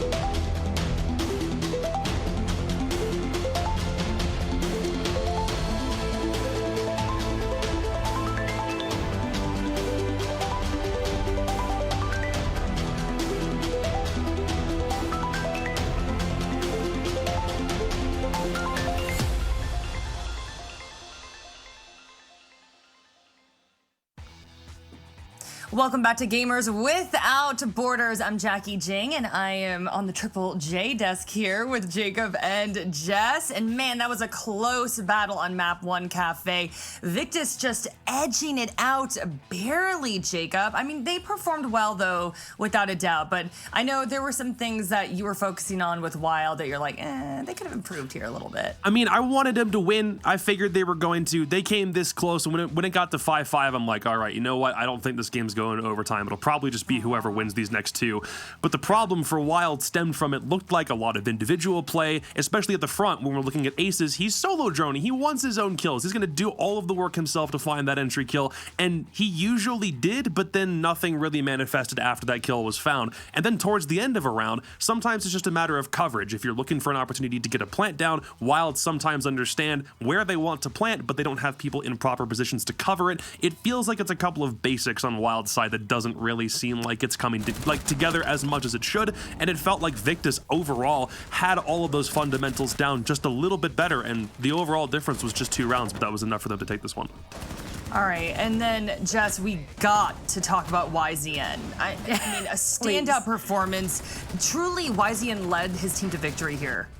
It's not even that he led his team to victory. I think there was a lot of really good group effort from Victus there. But what I found astounding in this matchup is if you heard us on the desk and you heard us speaking about Wild yesterday specifically, and a little bit on the pre-desk, we alluded to it, Wild brought the fury, they brought the thunder, they brought the aggression, they kicked Heroic on their back foot, and Heroic just couldn't keep up. Well, guess who's keeping up and setting the pace today? Now it's Victus. And I didn't think that someone could give someone a taste of their own medicine the same way that Victus Victus has dished it straight back onto Wild today. That was really fun to watch. I think from almost like a TDM mechanical standpoint, a lot of this match came down to those gunfights, positioning, aggression, jumping out of windows. There it is. Thank you very much. Almost on point. And those taking sort of people by advantage and manipulating that kind of, hey, you've got a gap here in this, we can use our aggression to really bolster that. I thought that was just excellent. So maybe not from a technical standpoint was this one of the most fantastic matches to watch, but I tell you what, from a mechanical standpoint, I would go back and have a heck of a lot of fun watching that again. Yeah, it was a lot of back and forth for sure, but let's move forward and talk about map 2. Borgen, Snorrigan, or what are you guys thinking? It feels that way boring sometimes. yesterday. Yeah. Yeah, no, we were calling it that, but agreed. Okay. Jacob? Not really much to say, honestly. I kept on calling on Jess because she was in the red shirt, so I was trying to with you, Jacob. But you don't have to even things up. You can keep on going to her if you want. I mean, there's nothing like particularly interesting about this one. Other than that, I feel like this is like the open trend for some teams. It's like Kafe is a map that you'll go to if you don't want to give anything away on something more specific. If you really hone in on like a couple of other maps in the pool, Oregon kind of fits within the same mold because we see it played so like over and over again. I just want to see if Azami gets banned because we saw it on Kafe maybe twice. It was only one site usage. It's like you've got an opportunity here to do something a little bit more creative with it. And I think you've got a really good opponent, regardless of whether you're Victus or Wild in this case. You can do something a little bit like out of the box and crazy because you're not facing a regimented tier 1 team. So do whatever your heart desires, my friends. Let's see if you get a little creative here. I think they banned Finker and Mirror yesterday, and then Azami was banned against them. So if they themselves banned the Azami, I'd be pretty upset considering it seems like one of their staples to sort of take and pick and run riot with, so that'd be cool. But I like their blitz play in Elbow. I mean, I think Victus is the perfect team to be the ones to know like what is going to come and how that trainer's going to come at them in full force and know how to deal with it. Whereas Heroic, as we said, wasn't prepared for those kind of things. So I hope they dish it back. I hope they go, you bring a blitz, we'll bring a blitz and a Monty. I just want to see some crazy aggressive stuff that people aren't going to be prepared for, honestly. Bring us some fun. Okay, well, we shall see. I have to sneeze, so we're going to go to Ace and Fresh. I'm like holding it in. You know that feeling where it's like right here? I'm like, beep boop, go to Ace and Fresh. Tell you what, I know, it's like I can feel it right here in this sinus. Okay, we're almost out. We're almost out. She's going to survive. Gentlemen, take it quick. Sneeze, go. I had to let Jackie finish there. I had to let the honesty continue. That's what we that's what we love Jackie for. We'd all love to hear that, I'm sure. Jackie is our resident red flag, sneezing on the broadcast. Beep boop, everything, but we love her dearly. She's absolutely fantastic. And I want to say, Ace, I'm so happy that we get potentially 2 more maps of this, that this is a best of 3, because I think, as the desk was saying, technically not the best. Both teams allowing hero plays, both teams not having the full strategy on lockdown in particular parts of the round, but both teams mechanically excellent, and it made for a very entertaining game. This is the thing, and I've said it for the longest time, Siege doesn't have to be played perfectly to be entertaining. If you've got 2 teams that are going at each other, playing at a similar level, trading back and forward, it's going to be entertaining. You're going to be on the edge of your seat, and that's what's so beautiful about this game. And we are about to get back into this beautiful game with Victus versus Wild. It's map 2, it's Oregon. Victus have got themselves a 1-map advantage by winning Kafe to kick things off. So we're going to have the bans coming in. Immediate choice from Victus to take Flores out. Yeah, and that makes a lot of sense. They seem to like this Flores ban. They obviously banned it in Kafe. They're going to ban it here again in Oregon. And what I do want to say about Victus is they're not known to play this map. So I think there'll be a lot of keen eyes on this particular map in terms of the NPL teams in their domestic league and how they play this, because it's one that they don't tend to play. They don't tend to show. It's the same as Skyscraper if we do get there. So I think Victus maybe have something in the bag ready for this map, ready for this best of 3. The Thatcher ban will come out, and I mean that's, is par for the course at this point in terms of any game of Sieges that we will see a Thatcher ban. The second ban will be Mirror. Wild absolutely, once again, another one that's par for the course, but Wild really don't like this Mirror. A constant ban from them across GSA and this tournament as well. Final ban going to be coming in. Defender, likely I would guess to be Valkyrie, but we'll see if we get anything just mixing it up a little bit. No, it's going to be the Azami. We actually saw the Azami ban on Oregon yesterday as well. It was the only map I think that we saw Azami banned on, but it really makes me think that there's got to be some potential for her on this map. She can obviously cause problems if she's already getting banned out here. I think the one thing that when I've talked to pro teams about how Azami plays out, it really is, it can take defenses back to that utility meta. And you think about the bottom floor and you think about how hard it is to clear those power positions. Those power positions get a whole lot harder when Azami's in play as well. And I think, you know, teams, it's curious as well because she was in play in the last game, right? She was in play on Kafe and we only really saw her on the cocktail site. So whilst teams are basically saying she is very, very strong, she's also seems to be very situational as well, which, you know, maybe she's in a strong place, maybe she's in an okay place, and it's still very early doors to be able to tell that. I'm looking forward to seeing more of Azami as we get back into the competitive seasons as well and see what teams do with her and how frequently she's brought along. Because as we look at new operators coming into lineups fresh, the way I always look at it straight away is who do they replace? What are you losing for that operator to come in? And that's the big question for Azami is who do you take out of that lineup? Where is that value to be found for Azami to come in? Now, I'm just looking fresh. Look at that drone counter on this. That can't be right. I was going to say they were down to 3 drones. They had lost 2 during the prep phase, so that will leave them now at 8.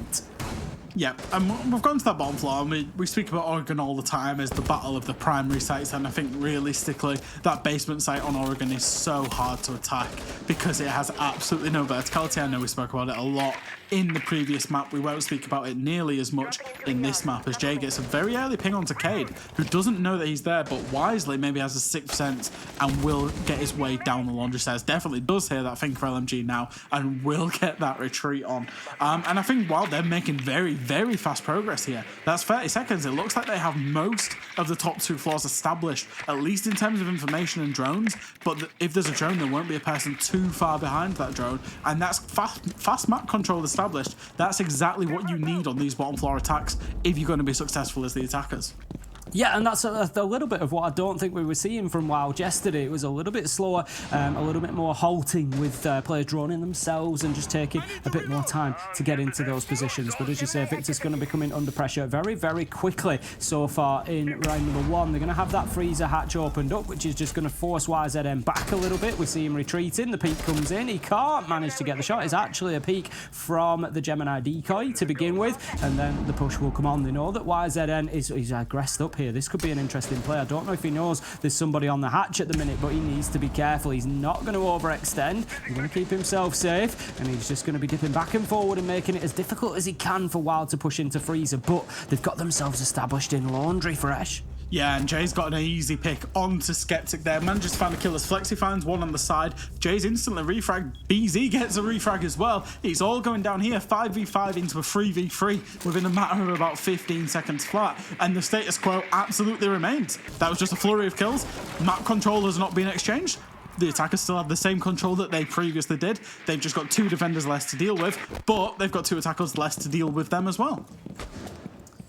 BZ going to be heading down the rear stage steps, trying to get established inside of pillars. Shots will come just to warn him back, but the player who fires them, it was the Kaid of Oscar, I believe. He's going to dip himself deeper into sight. 3v3 with 35 seconds left to go, and WYLDE need to get that momentum back. They had a good spurt at the beginning of the round, but YZN manages to find Giesler, and that is not going to help in the slightest. It's all up to BZ and Aces now. Ace is trying to push in from electrical. He's going to move around to pillars rather than going through elbow, and he's just trying to find anything at the minute. He doesn't have diffuser in hand, so it's not going to be a plant option for him. He needs to get himself established in a position where he can cover realistically, because with 10 seconds left to go, BZ's going to have to do something with this case that he's got in his hands. One inside a freezer, shuts him down. Can he get the second? Yes, big round for YZN. BZ, Aces both taken down, and Victus, they take round 1. He's getting a lot of highlight plays this game. Another massive double kill in the end there. And I think this is, once again, it's the power of the basement defenses. You manage to sit in those power positions for as long as you possibly can, and you win it out on time and man advantage because you have all the information and all the means to sit in those power positions. A nice clean round from Victus. WYLDE, whilst they did get that early map control, they failed to convert it into man advantage or map kind of area advantage to squeeze the defenders back into sight. Unfortunately, I think next time they'll want to be as fast as they can again. They won't want to give those picks away in that mid round where those flurry of kills came in.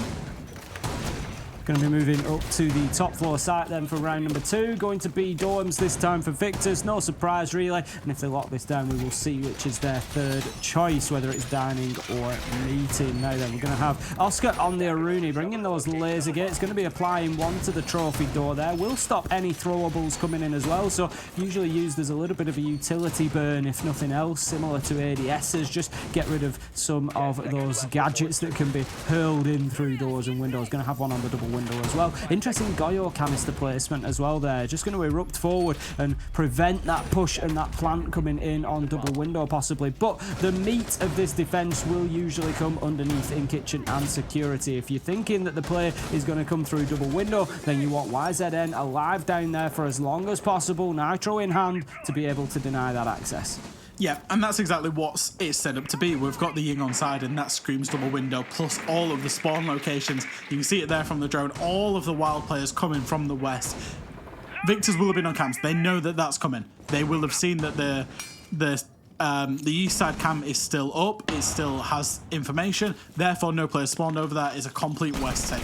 If they didn't know, they definitely know now, seeing a flurry of nades and drones coming through. And it's all on these players on the mid floor to stay alive as long as they possibly can. And as you say, play for those C4s late. Likelihood is they probably lose their lives because it's 5v2 ultimately on that middle floor, because that's the sole focus at the minute for WYLDE.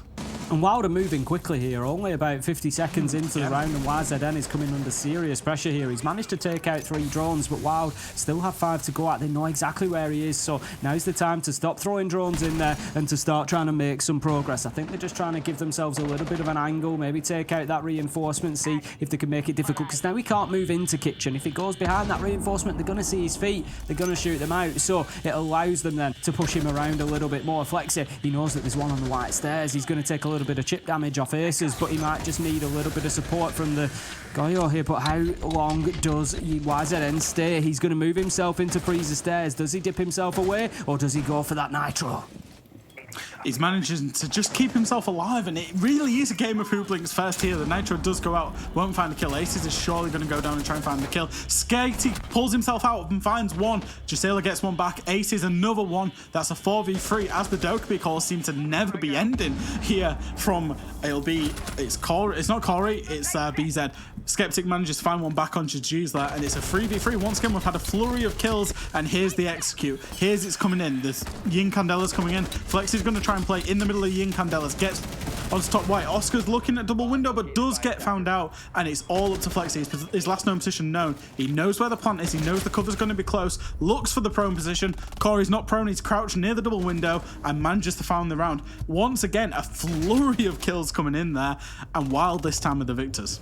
It was just back and forth again. It was difficult to tell in the mid-round who that was going to go in the favour of. YZN, I know Victus didn't win the round, but you got to give him a shout there on the Goyo. He was under so much pressure from 30, 40 seconds into the round, and he just managed to keep himself alive for so long inside of kitchen and security, and then bouncing across the freezer stairs. And there was a minute there where you just thought Victus might hold on. It was the challenge onto double window from Kids Dorms. I think if that goes better and maybe picks up one kill, even losing his life there, leaving it in a 1v1, it's a very different situation. Victus unfortunate not to pick up one of those 2 players. Yeah, Oscar gets that kit, and it's unfortunate because Oscar's not a player that is known to lose those type of engagements.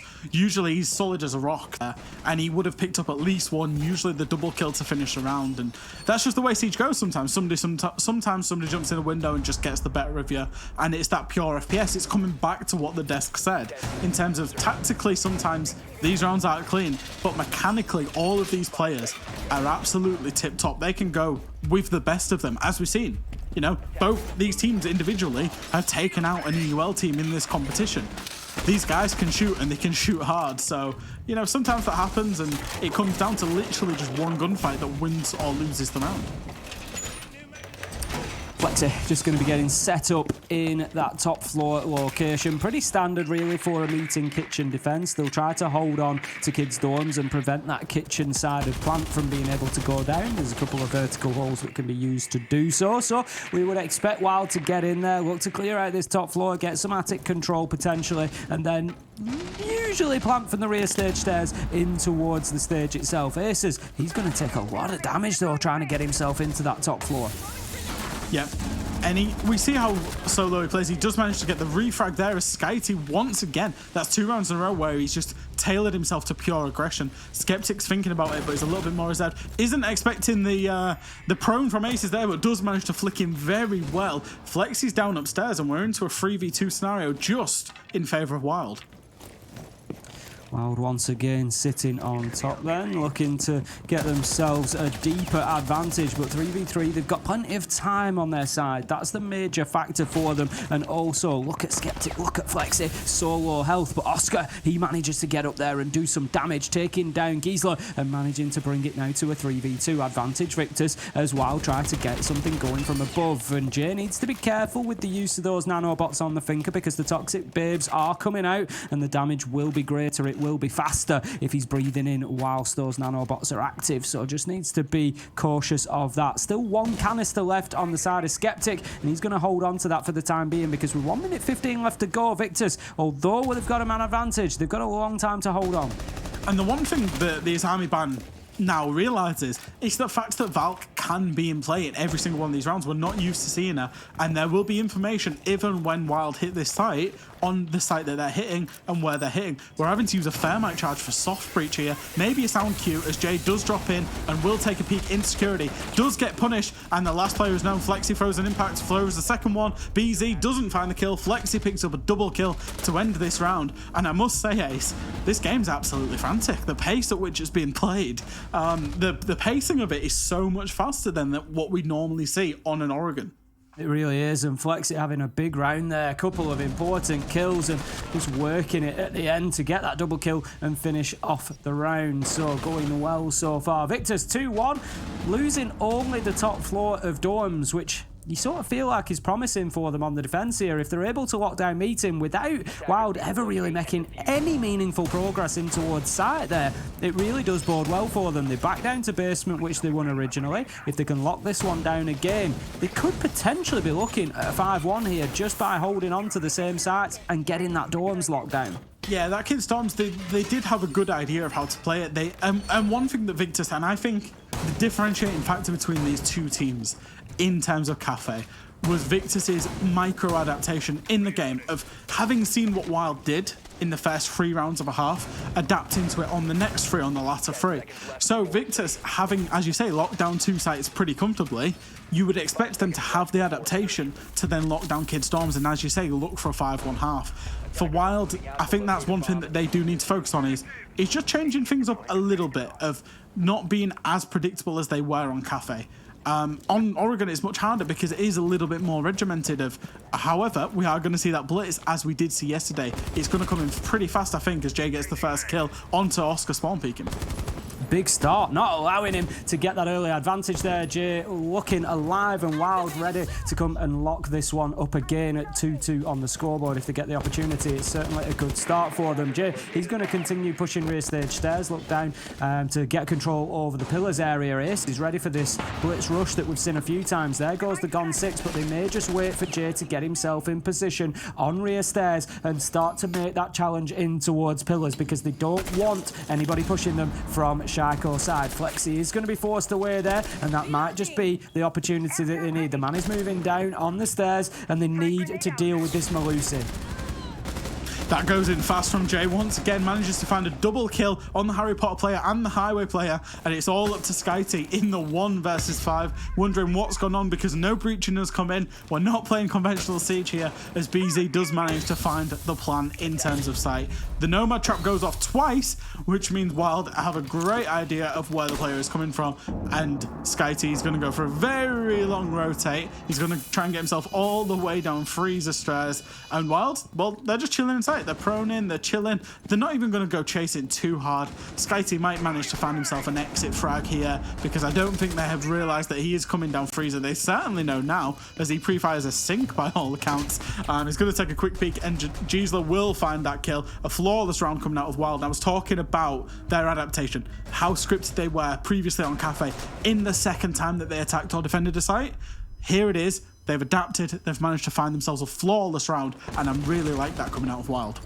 It was something a little bit different. It worked quite well as soon as they dealt with Flexi, just that push from Aces. It was clockwork essentially, and it was a great push onto the bottom floor to take it 2-2, and that is going to leave Victus now with a choice. Do they go back down there again? It is the site selection at the minute, and they will load into it. So that's locked in, and they do go down to the basement again rather than trying up on the top floor. They know this time, I think, that they're not going to face the same sort of blitz push because they should be ready for it. They should be in a position to deal with it now. They should be expecting it. So it's unlikely that WYLDE try that again. Yeah, it's kind of a one and done type scenario. Victus, again, it just gives them something to think about though, because it will be in the back of the head. Do you think they'll try it again? What do we do if they do try it again? They'll be discussing it now. As if this blitz comes in, if they just come for this type of take, what happens? Do we play around? Do we, what do we do? I think they'll play the same way they played, but for WYLDE, it's a great way to cheese around. It does keep them in it, even if the worst they can get now is a 4-2 split, a 2-4 split on Oregon attack, which is pretty much expected by most accounts, to be honest. So, they're not going to be too upset with that, and it puts a lot more pressure onto Victus, that one single round, that one single adaptation from WYLDE. See how they do here in round 5 then. The attack is going to be onto Laundry Basement again, as we said. They do have the blitz again of Aces, and maybe just confident that Victus didn't have the answer to it. It looks like it's going to be a rinse and repeat. We've got Gisela and we've got Jay along with BZ over on that rear stage side. They will look to apply to pressure to Flexi, who's playing inside of Pillars. They need to hold that location, Victus, because that is the goal point. That is the marker. When they feel that they've got some control over rear stage stairs, that is when they will look to send the blitz in, so they have to hold on to this. It's critical. And honestly, I'm a big lover of Clash, Tim. You know this. I wonder if a Clash would have been a great adaptation here from Victus, just to be able to front up this blue-sided push without taking too much damage. Flex is a huge part of this. If Flexi can stay alive in this Shaiko position with support from Pillar, he can shut down the tower stairs to an extent that it doesn't matter too much what Aces does on the blitz. There will be a trigger point, there will be a go point. It looks like it's now. Aces is going to push in, looking to find himself more kills. It's Corey with the opener. Skeptic manages to shut down the blitz, and that could be big for Victus. But Jay once again with one of those important mid-round double kills manages to get Skyty and YZN, leaving WYLDE now in a 4v2, and the basement is not looking particularly safe as Gisela manages to find Oscar. Jay manages to pick himself up after being down, but will be finished off straight away by Skeptic. But the trade comes in immediately, and that is going to be WYLDE taking another attacking round down in the basement, and they are looking pretty good here. 3-2. It's a question of what's your priority there, Victor. So many people, and this is the power of shields. This is the power of Aces being on a shield, not just Aces, but any shield. A Monty, a Blitz, as you see, even sometimes an Ossa as well. Defenders get so fixated on it. Skeptic made, I don't like calling out individual players, but Skeptic made a call to come inside and leave Elbow, which allowed Aces in. But then 3 players of Victus, I can't remember the exact 3 players, fixated completely on the blitz, which allowed Jay to do what he did in the previous round, walk down tower stairs and find a double kill onto the pillar player and onto the highway player. And that's 2 rounds in a row that he's been allowed to do that because of the fixation onto that blitz play. It's not just that Blitz can, run and has a flashbang on his shield and is very aggressive and in your face. It's the fact that he creates space for other players. And we keep talking about these individual players. I think that's good individual play by Jay to realise that fixation is on Aces. That gives me loads of space to go and get those kills. 5 seconds left. Used it beautifully to net himself a double and to push WYLDE over the edge in round 5. So it's going to be round 6 now. Final defensive round for Victus, and we're going to see them go to meeting again. Not a surprise, as it's one of the 2 sites that they have won, so they'll look to hold it down. It was a lot of battling on the top floor last time around, and Victus winning almost every one of those fights. Were able to get themselves back to site then and just hold on for the rest of the round, leaving WYLDE nothing but a hatch drop to rely on, and it just wasn't enough enough for them. This time they're going to be getting themselves in through tier 3. It was a little bit of a push through sort of the master side last time around. This time they're going to work from attic across and see if they can get that top floor control. And I love Siege, Tim. I love how we're talking about a 5-1 split 2 rounds. I'm glad you love Siege. I absolutely love Siege. We were talking about Victus getting a 5-1 split comfortably, and here they are 2-3 down, staring down. They'll be lucky to get a 3-3 split. Once again, the pacing's fast. Jay's ready for an early engagement. I don't know if he knows that there's a shield here, but there's a counter shield coming out with the Ossa. We've got a shield standoff coming out, and we're going to see how this is unfolded. As the breach does come in, Jay is the first one to get the kill. Oscar's the first one to flinch, and that's advantage to Wild. Given the pace of this round, I wouldn't be surprised to see it go in 10-20 seconds that we see a fast execute coming out. That Ossa shield doing great work there. You can see the second has been deployed outside as well. I'd expect to see one of those moved when it comes time to getting the plant down. For the time being, the Toxic Babe canisters are doing the work, but that is a cheap kill for Skeptic to give up, and all of a sudden, in a flurry of kills in the mid-round, we've got another super aggressive round. I don't think we've seen the final minute of a round yet, Fresh. As BZ gets in, starts to put that diffuser down, Skyty tries to fight back, but no, Corey, he slays him, puts him down, and that is going to be the end of the round, end of the half, and it looks like we're going to have potentially a little bit of a rehost. We've just had a call for one at least for a sound bug, but Wild coming out on top. And that's the one thing, is they've really dictated the pace of the attack by starting on the attacking side, by starting there and dictating how fast. As you say, we didn't see a minute to go, and it can be so disruptive for a team that will be used, because let's bear in mind that 2 of these teams are tier 3 teams. They're both tier 3 teams.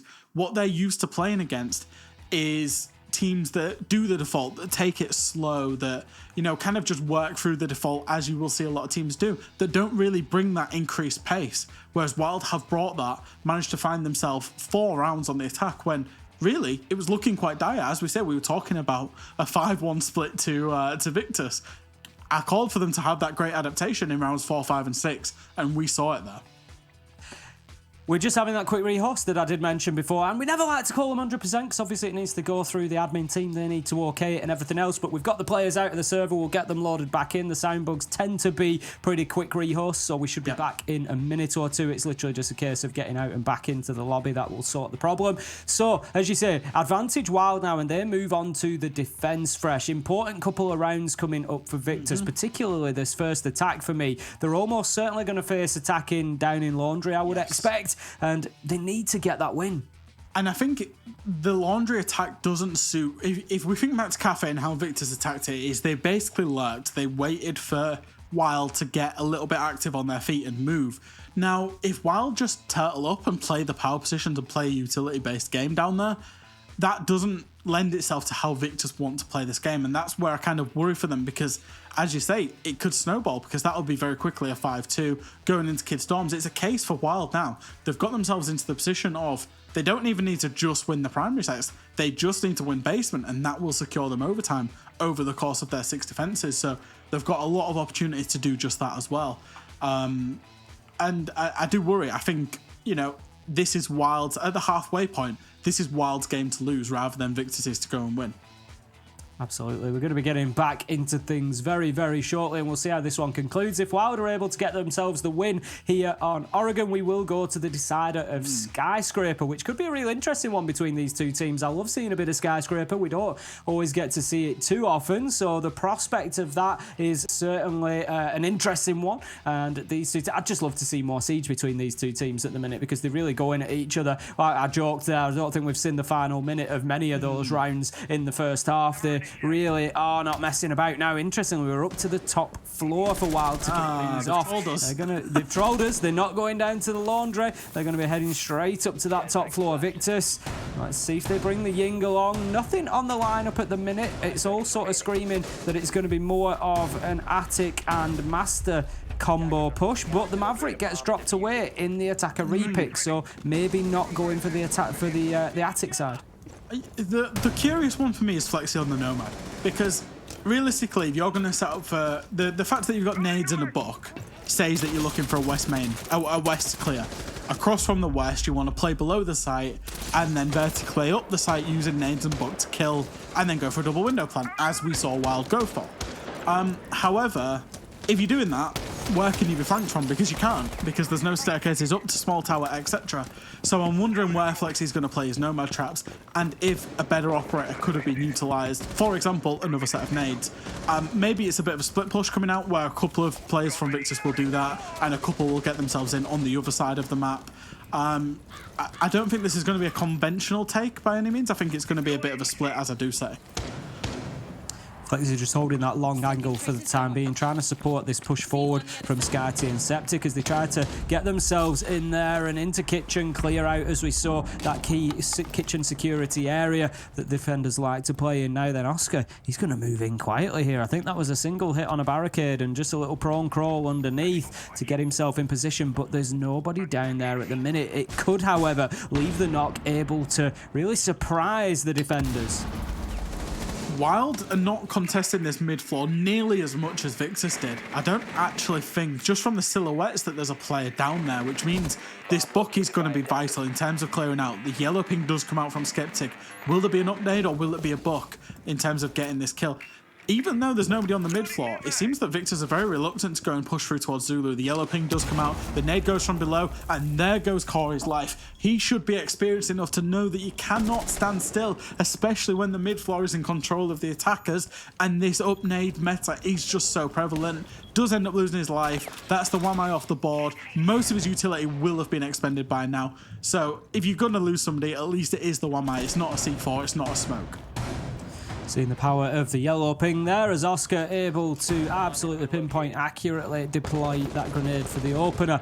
Just underneath, he doesn't know that there's a man above him at this point, and with that floor opened up, there might have just been an opportunity for him to get a little peek through onto him. But right now, WYLDE are shaping up towards defending that double window. They think that's where some of the push is coming from, and they would be right. Skeptic is out there. Pressure coming from the white stairs. Just need to be careful. Oh, absolute beauty as Oscar manages to take the nitro out of the air, but WYLDE get 1, 2, 3, shutting them down, and it's all of a sudden a 3v2. Oscar low health, shut down on the white stairs. BZ managing to get that kill, and right now Victus are massively on the back foot. It's all up to YZN. 1v3, he's going to move in through attic window, but they know where he is. It's almost done. He manages to find one through the soft wall. Can he do anything more? Absolutely not. Jay manages to deploy the Toxic Babe, flip over to the SMG and get that final kill. That is going to be round WYLDE as they shut it down, and it's 5-2. Not looking good for Victus. I got a question for you, Ace. Did you hear a nomad trap go off in that round? Not once. Because the defenders were just turtling on site. Now, if Flexy, and I don't like calling out individual players, I think it's a compositional analysis of what the team wants to do and more of a team-oriented thing of how do we want to attack this bomb site.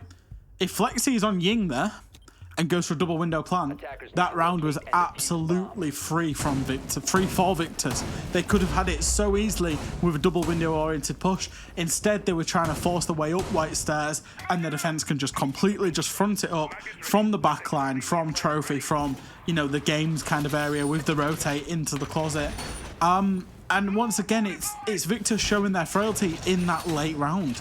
We saw it on Kafe in the first few attacks where the first minute 30 of their attacks is really good, and then it just falls apart late with, you know, what appear to be miscommunications, ideas of not fully understanding what the defense is trying to achieve.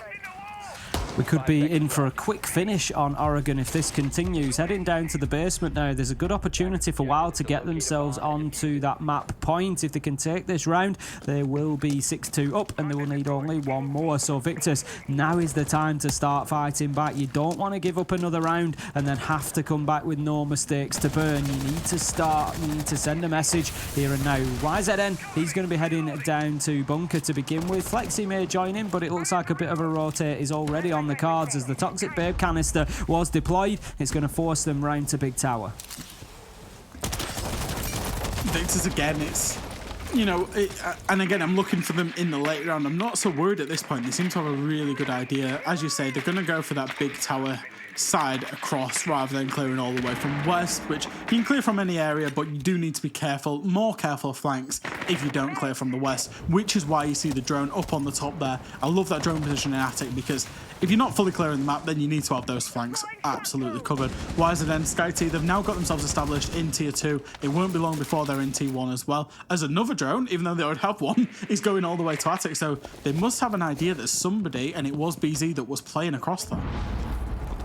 BZ just holding that angle for the time being, waiting to be challenged to see what he can do. Skyty is going to move down, looking to deploy a nade here. He's just going to let that tick down, clearing utility with it to allow the push to continue forward from the Finker. Looking to get established, but Victus not really gaining too much ground here. As you can see, it's all focusing around Big Tower and rear stage stairs at the minute. They haven't really forced anybody on the side of Wild to move to play anywhere differently. They are heavily focused. Aces is in the middle of the map. He's actually going to get himself up onto the top floor. He's thought about it. He's come back down, but they need to pin him down because if he hits them on the flank through meeting in the late round, YZN is covering the angle through the hatch at the minute. His eyes are not on those doors. Aces could have an absolute freebie. And it's compositional analysis again. The Nomad would be great on this particular attack instead of maybe a Twitch, because you can just cover off the Nomads onto flag, onto green door, because you've not physically taken that map control. As we still see, there will be a flank coming in late from Wild. There will be a player that goes for it, and it's about how well Victus can deal with that. YZN continuing to work that hatch, but not really softening up the defence at the minute. Here goes the flank of Aces. I think he knows that there's somebody on the main stairs, but Oscar is able to win the fight out, gets the kill, and that is a big one. It prevents that nasty little flank coming in through meeting. It gives Victus an opportunity in a 5v4, but they need to get moving. Nade goes in, takes some damage from Jay. Skyty just didn't quite swing wide enough to be able to pick up the man as he moved, and Jay goes in, gets himself killed, traded out by Flexi, and we have kills bouncing backwards and forwards in both directions. Giesler tries to get aggressive, but ends up leaving BZ in a 1v2. This should be possible. Skyty, he should be able to get this diffuser down whilst Oscar holds an angle and keeps him covered. That's exactly what's going to happen. Oscar gets found nearly, but no, he's able to turn the 90 degrees just in time, find the kill through highway, and manages to get that last man close down the round, and that is going to be Victus with a successful attack. I mentioned it right at the very start of when we picked up this broadcast before a single round had been played, Ace, and I said Oscar, when his team need him, when he just needs a round dragging, he drags them through.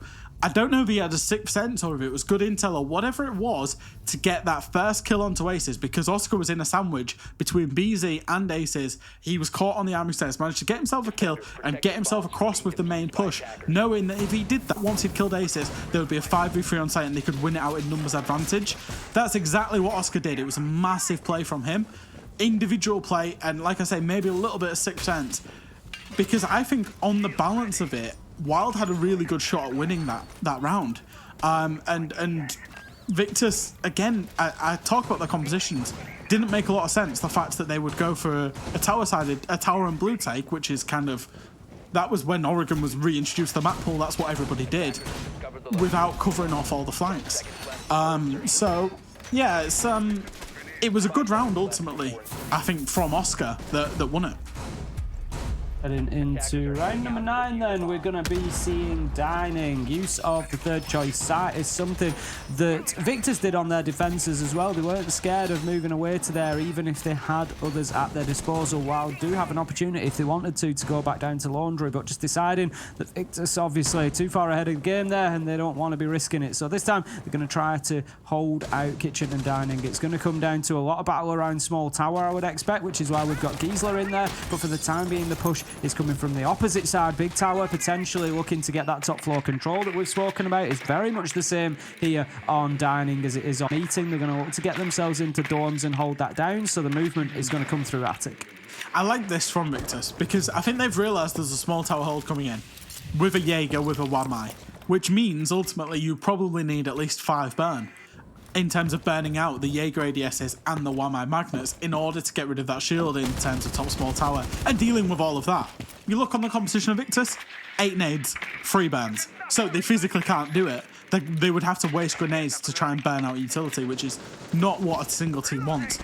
Key, they've noticed that the hatch is closed, which means that they can completely just go for a tower-sided take here, a meeting-sided take without risk of any flank. There's 2 great drones that have been set up, which means the breach will come in now, and they can go for a pretty fast take without fear of being flanked right now.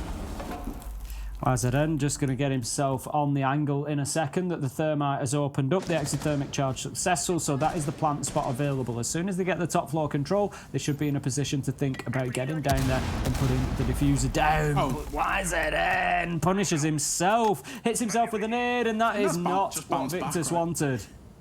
I think that nade just bounced back. I don't know if he was trying to nade the drone hole. I didn't quite catch it as it was rotating through on the observer view. I don't know if it's just an unlucky bounce back or what's happened there. Flexi, I don't know if Victus are trying to do too much here. I mean, they've got enough for potentially a plant, but they do need to pressure on that one player who's playing just... You see the silhouette just the other side of that hard wall there? He's holding the vertical onto green door and the default plant spot. He needs to die or at least be otherwise occupied whilst this plant goes in. Oscar makes a massive play, walks in, gets a kill. Flexi tries to play off the back of it, but Aces does in the end pick him up. This plant can now be enabled, however. 3 versus 2 though, as Giesler manages to get the kill onto Oscar. Vertical angle is opened up for the defenders. However, the diffuser is in sight and it is being put down by Skeptic. Manages to get that done. 2v3. He will die on the way out though. 1v3 as it's all up to Skyty to hold on to this. He manages to get one down. Taking out Banshees just to allow himself a little bit freer movement around here. It means he can just get a little bit more loosey-goosey to take these challenges. Nearly turns his back on a man, but finishes off Aces so he's not that living that information, pinging information into them. But Corey manages to get the kill through the security wall. Giesler will disable the diffuser, and Wild, they're going to be heading on to match point. And I think it's a difficult one because it's a decision of do you plant default or do you push in deep. Victus ended up taking a decision of we will push in deep and we'll try and get the kills, but there was nobody in there. They could have played for the plant in the default, held it from the long angle. As we see that nade, it was the bounce back going on there. That's very unfortunate, and that's, I guess, it's the fine margins once again. It's losing a player that would have been there to cover the default plant off or get the up nade onto the player covering the default plant off without forcing Oscar and Flexi to go up there. It's these really small things that are winning or losing rounds here, and I feel like that's an unlucky one for Victus to lose. They've got to go to kids' dorms. And they didn't have a great time when they attacked this the first time round. So I'm looking for their adaptation on this site. That's one of my needs, essentially. Just getting back. So there's usually another 2 teammates around me though, so it's usually like into the middle of 3 of us and everybody has to scatter. Don't be silly, Ace. You're always on Fairmite. Very, very true. Fairmite doesn't not lately. I've been hitting the thinker main. I've been playing into the LMG meta. That's true. Getting those frags. See who gets the frags here in round number 10 then. It is Wild 6, Victus 3, and 3 map points for Victus to try and fight their way back from. They're on the attack and they're going to be attacking dorms. We saw it back in round 7 and Wild, they were able to lock it down. So they're going to be looking to do more of the same and get themselves onto map 3, which will be Skyscraper. Victus, of course, as you can see at the top of your screen, taking the first map, which was Kafe. However, Wild, they've got something to say about this now. They want to fight their way back in. They played it very well. They really do seem to like this map. I think we saw it yesterday. We're seeing it again today. They're very comfortable playing it and especially very comfortable attacking it. Victus, they've gone on to an 8 nade lineup. If you remember last time, they only had 6, 8 this time. But also, they're not going for this west clear. They're going very fast. Skyty's got himself up to top armory. Will find himself an absolute freebie. Knock, hello. And that's one where Jay is he's wondering how he's died there on the smoke, no less. He really is. They're in sight already. Sort of call where you just have absolutely no idea that the push is coming through that quickly. Oscar's going to take a lot of damage there, going to leave himself down to about 40 HP, so he needs to be careful in further engagements. Takes a little boost off the thinker, just gets a little bit of that back. Maybe caught him an extra bullet there in a gunfight, but there's a lot of action at the minute around the armory side, wanting to get into armory and master here. Interestingly, the wall into master reinforced, so it's going to be opened up with an exothermic charge, which will provide an angle through onto that trophy door as well. But they need to be careful because, of course, that works both ways, and Aces could well take a peek. It's something they're going to need to be aware of throughout the remainder of this round whilst they're trying to push in through closet. Skyty, he does get himself established inside a master now. He really does need to aggress and take control over trophy. Force Aces back deeper into sight, so it's just not something they need to worry about. But Aces has got that shotgun in hand, and it's not going to be easy if he swings that door. And one thing he's been super good at is in his whole career has been swinging places like this. He was known for it on Clubhouse, for example, swinging the breach as Bandit. However, he will choose to just shoot 2 drones and relocate. Will bait out a nade, will bait out 2 nades because the ADS will save him, and realistically plays that positionally very well. They've got the breach open now, so there is an opportunity for Victus to start thinking about getting in here and getting a plant. Aces manages to get one, and he repositions himself back to that original spot just in the side of the door there. He's not flipped over to the shotgun yet, as I think he knows that there's nobody inside a trophy, but once again he has to relocate. He gets aggressive, but too aggressive. A Skeptic is holding the angle. He was waiting for that push, and he shuts down Aces. 4v3 now, 40 seconds left to go, and Victus, they need to start thinking about exactly where this diffuser is going to go down and how they're going to get in there. Corey just holding a long angle all the way through Attic there. Is he going to get his opportunity? That's a smart move. The man just prone and crawling underneath. Here come the kills from Victus as they push in, but BZ manages to get himself a double before trading out, and this looks like it could be it for Wild as they get themselves a serious advantage. Giesler with a double at the end of the round, and they are taking us to map 3. Absolutely love that from Wild. I think it's really great understanding of Oregon, knowing that Victus were going for quite a one-sided attack there, and just fronting it up really well, but also expecting the backstab. Everything Victus were trying, Wild had an answer for it in the round. It looked a bit shaky in the first 3, but after round 3, it was all Wild all the way through. It was, you know, they were very much on top of things there.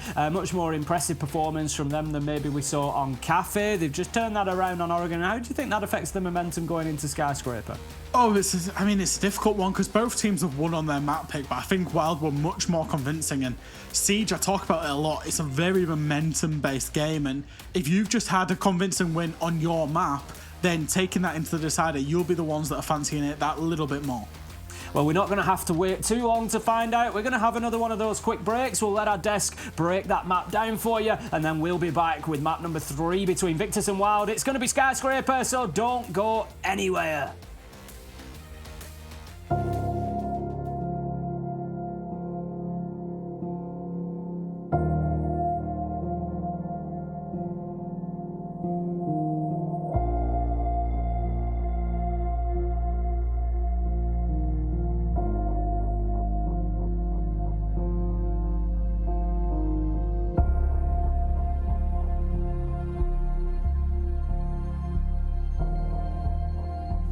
जब चढ़ाई में चलो चढ़ने में तो इतनी problem नहीं होती, तो थोड़ा सी बर्फ़ में यहाँ पे आंगन में ही थोड़ा सा पैर फ्रैक्चर हो गया था।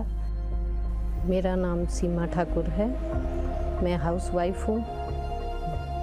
वैक्सीन लगवाने के लिए हमें टूटू जाना पड़ता है, नहीं तो नहीं आयुर्वेदिक वो भी है ऊपर। बच्चों के साथ आधा घंटा लग जाता है। गिरब में जो है डिस्पेंसरी, उसके लिए आधा घंटा लग जाता है। जो टूटू जाना हो तो टूटू जाने में पौना घंटा बच्चों के साथ लग जाता है और पैदल जाना पड़ता है। बारिश बर्फ़ में तो बहुत मुश्किलें होती है, क्योंकि बच्चों के साथ आना जाना बहुत दिक्कत होती है। मेरा नाम कृष्ण लाल है जी, और मैं स्वास्थ्य विभाग में, क्योंकि कुछ साल पहले ऐसा होता था कि गांव में पता ही नहीं चलता था लोगों को कि क्या है, कोई पोलियो है कि कोई जानता नहीं था। अब जब सरकार ने इसके लिए इस तरीके के अभियान छेड़े हैं, जब तक हमारे को पूरा कंफर्म नहीं होगा कि इस बच्चे ने यहाँ पे दवाई नहीं पी या पिलाई या नहीं पिलाई, चले जाओ आप दूर दराज के क्षेत्र में चले जाओ, तो हमारे को कोई ऐसा केस या ऐसा कोई बच्चा, अगर यहाँ बच्चा आ गया तो हमने यहाँ पिलानी, किसी कारणवश अगर बच्चा हो जाता, गांव में लोग रहते, क्या पता क्या मजबूरी है उसको, क्यों नहीं आया बच्चा, क्या पता वो बीमार है या कोई उसको कोई और प्रॉब्लम है। तो हमारा ये है कि भी हमारे पास पूरी वो होती है लिस्ट बनी हुई ना, कि हमारे अब लोकल जी में तो पता ही होता है सबको कि फलानी जगह बच्चा फलानी जगह, तो हमारे पूरा पता है कि फलाना बच्चा फलानी जगह से नहीं आया। वो तो हम क्या करते हैं, जैसे 4 बजे तक आज हम दवाई पिलाएंगे तो नेक्स्ट डे उसको घर में जाके दवाई पिलाए। वही जैसे मैंने पहले कहा कि भी ऐसा नहीं होता कि भी उसको उस सुविधा से वंचित रहना पड़ेगा।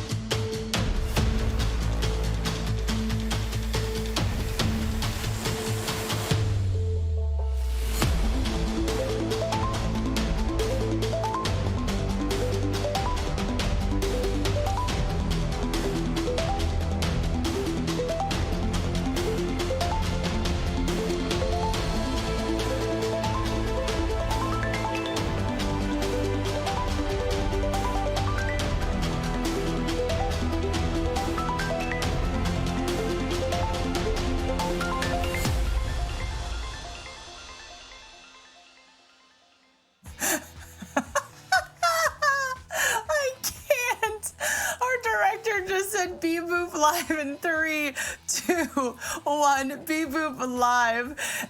Everyone except for Demo has accepted that Beep Boop exists. I want to clarify that. Even Jacob, even though I can feel him. There's a difference between accepting that Beep Boop exists and liking it. Just for the record. True.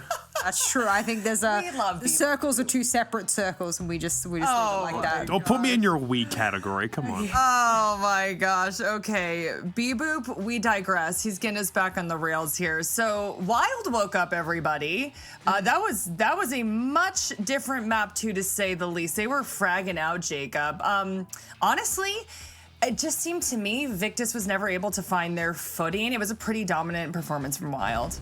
Yeah, given the way that we started out, Victus usually should be having not a couple of free rounds, so to speak, but you're on basement on Oregon. You should have at the very least 2 rounds in your favor, and they did, but that was all they had. Wild really picked these defenses in these roam games apart, and then decided when they shifted sides, they're just going to keep the pressure on. They never let their foot off the gas, and once they had one person in the building, there was always somebody there for a follow-up. The trade game was pretty impeccable, and it just looked like Wild had an overall better understanding of how Oregon works in general than Victus did. So now both teams have actually gone in, they've won their map pick, and we head into map 3, and that's where everything's about to hit the fan. Oh my gosh, yeah, I'm excited to see Skyscraper. But Jess, I think we definitely need to talk about Jay here. I think he had 12 plus kills.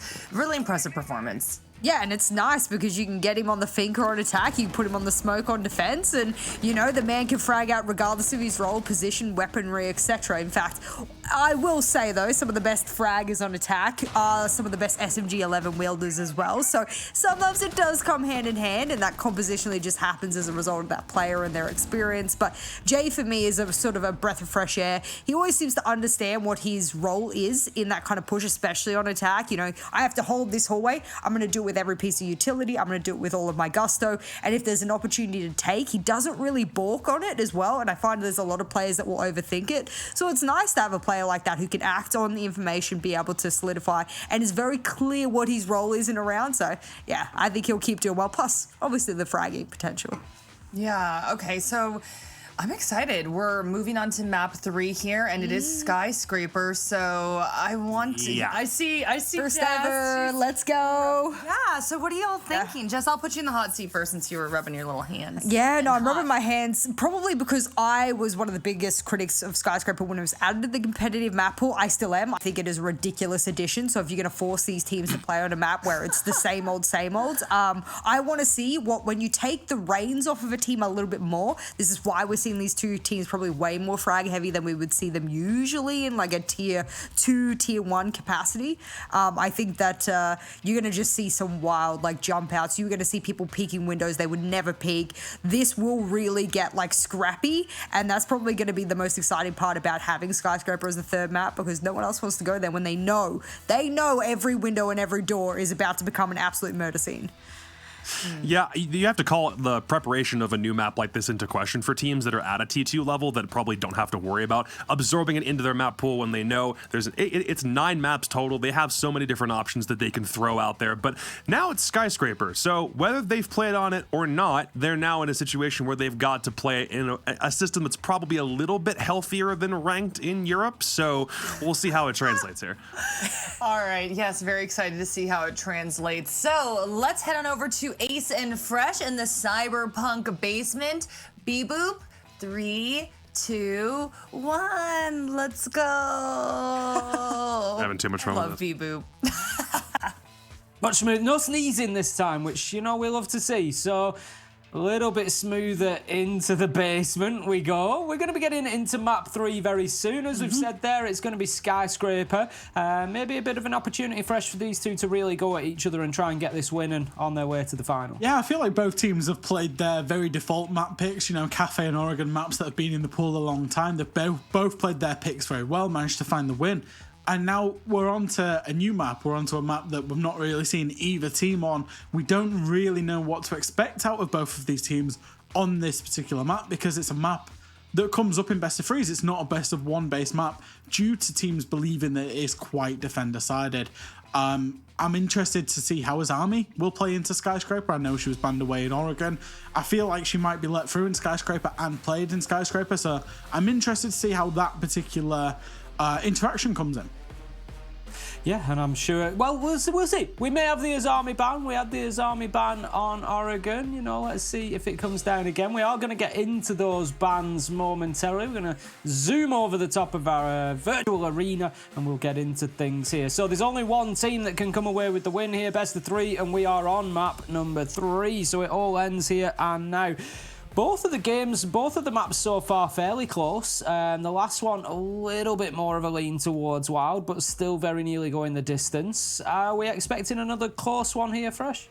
I think so. I think the way that these teams play, they're not far off each other. I think we saw that Victus don't play Oregon, and I think that was the only differentiator on that map. When we're on a map that both teams are on more of an equal footing, i.e. Kafe, where both teams seem to like it, then it was a pretty 50-50 game. Now we're on a map where we don't know, and I'm expecting once again another 50-50 game. All of the default bans coming out so far: Thatcher, Maverick, Kaid. If you ban away the Maverick, you've got to ban away the Kaid as well. Otherwise, you're going to find it a very hard time attacking, particularly that office site, if you are Victus. Mirror going to be our final ban. As you say, things certainly leveling down here. Just getting to the basics, the operator bans that we would expect. Azami still available, Fresh. Yep. So we are going to get an opportunity to see some of her. Yeah, and I'm wondering if teams will jump straight on that. It doesn't look like WYLDE are going to go for that.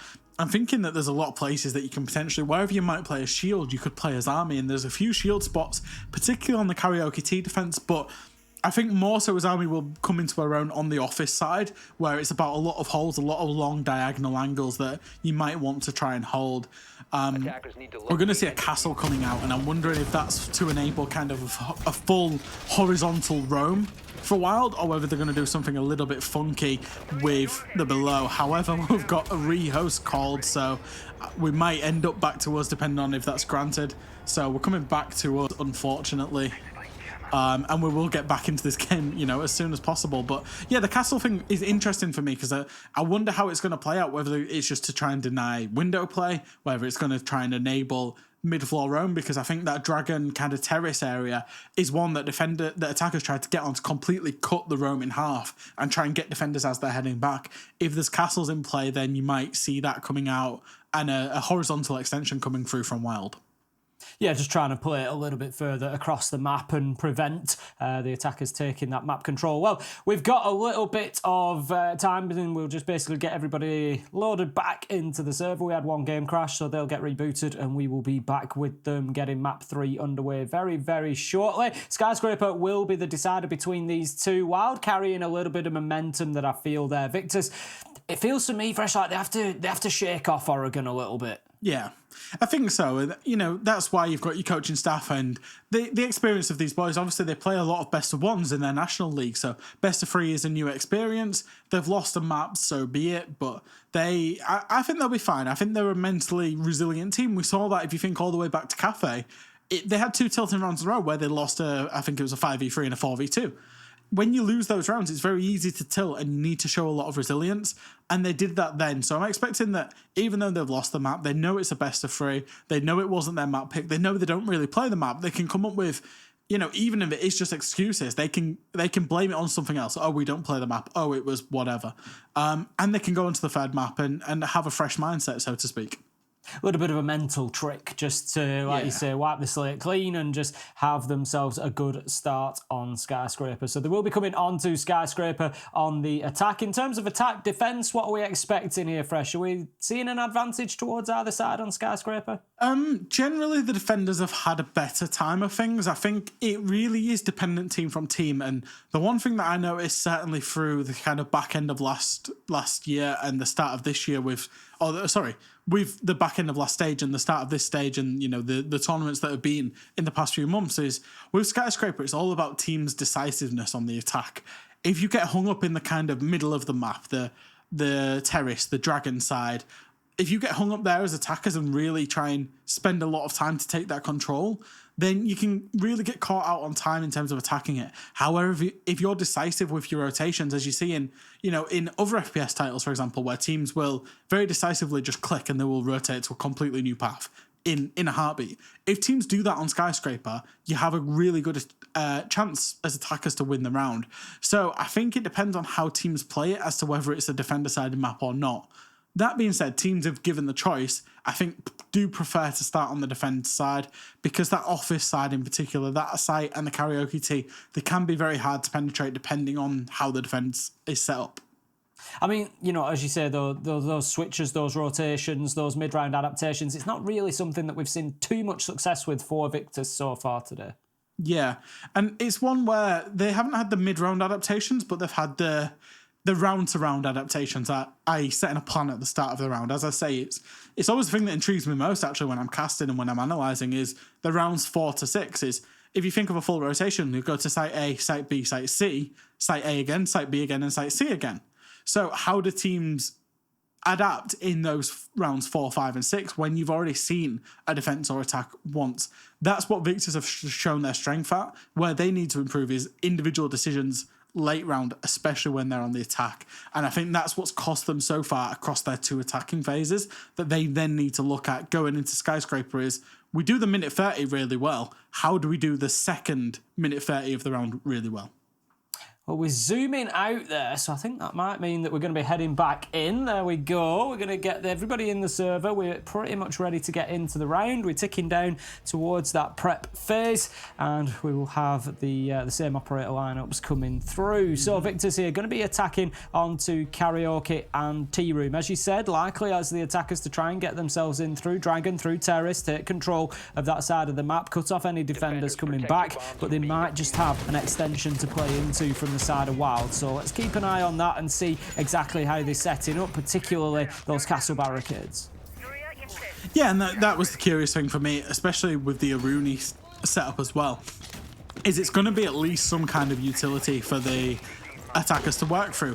Cap can, of course, coming in, which is an operator that you're seeing a lot in ranked, but not so much in pro play. So I'm wondering where Jay places those traps as a sneaky little trap that might catch somebody out. The castle's actually going to come in on the bottom floor. So that kind of leads me to wonder if we're going to go for a C4 approach. Obviously, there's 3 on side. Jay, Aces, and G's that all have C4s. Corey has the bulletproof, and there are the proximity alarms for BZ as well. So I'm wondering if it's going to be kind of a false roam over on the east side. Obviously expecting the attack to come in from the east side of the map. Fall off, and then play underneath with C4s. I'm wondering if that's the approach for Wild here.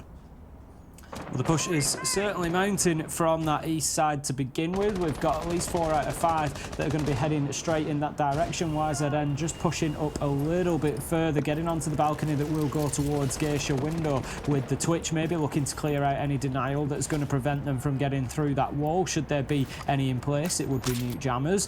Just going to put the Claymore down before opening the window up, just giving a little line of sight at the bottom there, but not going to be aggressing too quickly. Looking to potentially just drop away, not going to be taking too much of a push, just looking to open up, get Terrace at least a line of sight in there and just assist that push through. You can see the drones, they're racing across from that east side, definitely coming in from there, the attackers. I wonder if it's a false sense of security from Victus. Do they know that there is a whole setup downstairs with C4s waiting for them?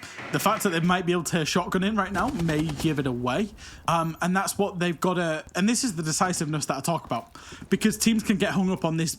Where Victus are now is where teams get hung up and waste a load of time on this map. Are they going to be decisive and rotate and go and clear this bottom floor out, or are they going to push deep inside? Wild have presented them a problem. There's a decision to make, and it's on Victus to make that decision and commit to it with confidence, with conviction.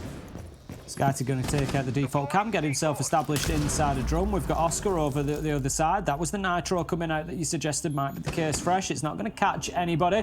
And right now, Victus are making pretty good progress. They've got YZN just waiting to pressure from that Geisha window, but he's just waiting for the call to come from his team so that they are doing so at the same time. Skyty looks like he's going to go and join in. May just be taking a nade along with him.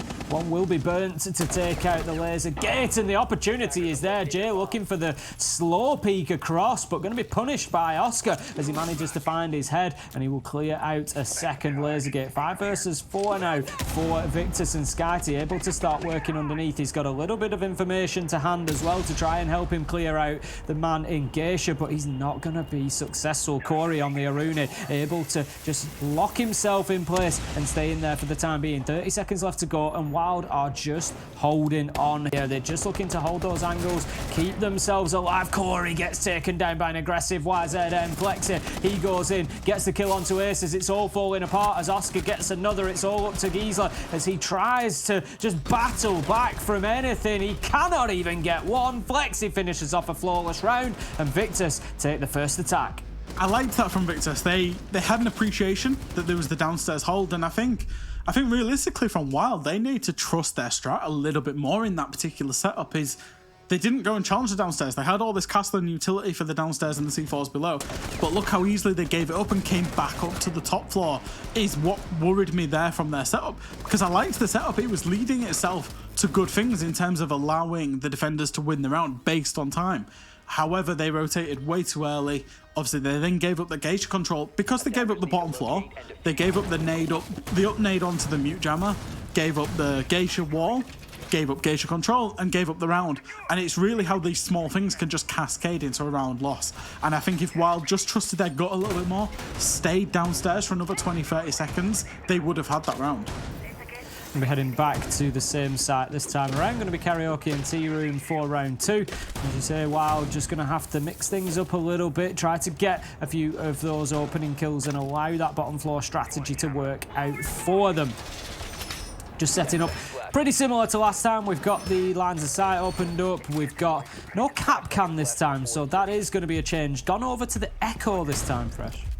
Yeah, and I think that's, fair enough. The cap can really didn't do anything. And you don't expect it to in pro play. You expect that teams will drone and will drone proficiently and therefore drone out the Capcan trap. So it's really hard to try and find out a Capcan kill. I can think of maybe 2 or 3 that I've seen in the past year, if you know what I mean. If only for bringing a C4, I guess that's why they brought Capcan, because it was based on that strat. And I think we're seeing much more default strat coming out of WYLDE here, where they're not going to fight so hard for the basement. They're going to try and fight it horizontally and really make it hard for Victus to take control of this office area, which they got for free in the previous round. Isothermic charge is going to open up the office breach, going to allow them to start pushing in for this east-sided push once again. This time WYLDE contesting it a little bit more directly. Victus were able to move in somewhat uncontested and get themselves across to basically drum before they met any sort of resistance from the defenders. This time WYLDE getting a little bit more aggressive. They have been pushed back now, but they have burnt a minute off the clock, and WYLDE are just forcing Victus to play a little bit more tentatively here. They can't go rushing forward quite as aggressively as they did previously. They're going to have to send in the Rotero to take out the drone, and I like this higher line coming in from WYLDE. Yeah, it's much more oppressive, and this is where the decisiveness once again comes in, is that Victus have to be very fast in the pace, and if they get hung up, it's going to cause problems, because they now need to deal with Geisha, and the same kind of attack comes in. YZN knows that I think he spotted the right side isn't mute jammed. I think that's what he's pinged out there for his teammate in terms of the Thermite. I think Skeptic will be able to get this Thermite charge off. Yes, he will. That Thermite charge will go off into Geisha, and that's a slight blunder by Ace as they're placing the mute jammer just a little bit too far over, allowing the Thermite charge to go off in the corner. As you said, going to make it very difficult for them to hold on to that pivotal part of the map. Aces, he's over at the top of the main stairs there, just trying to prevent any push directly into sight, but also just waiting and potentially avoiding that flank that could come up from the kitchen side. Now we've got the man just inside a drum looking to get aggressive on towards that door, and Victus just look like they're poised here at the 45-second mark to start pushing in and getting aggressive now, looking for those kills. We haven't had an entry yet, neither side able to take an advantage, but YZN's got himself into a great position here with that Zephyr LMG to just hold a line straight through sight. He's actually going to open that wall wide open. Oscar it is to find the first onto BZ, and here comes the Victus push. They're trying to get themselves inside of sight. There you go, YZN gets one, Flexi another. Oscar surely not back-to-back flawless rounds here. It's all up to Aces. He's underneath, he's on his own. He's got a little bit of information, but there's not much that he can do. The plant is down, it's successful, and right now Victus, they're just going to retire back to long angles that they can hold. Flexi picks him up as he comes onto the stairs, and WYLDE are not looking great on Skyscraper so far. Yeah, Victus are making some really good decisions there, and the plant, sure, the plant came off, but they weren't playing for a plant in that round. They played to push deep, and as I said, Skyscraper is all about decisiveness and doing things as a coherent unit. All 5 players pushed deep. All 5 players basically won their 1v1 engagement that they got themselves into.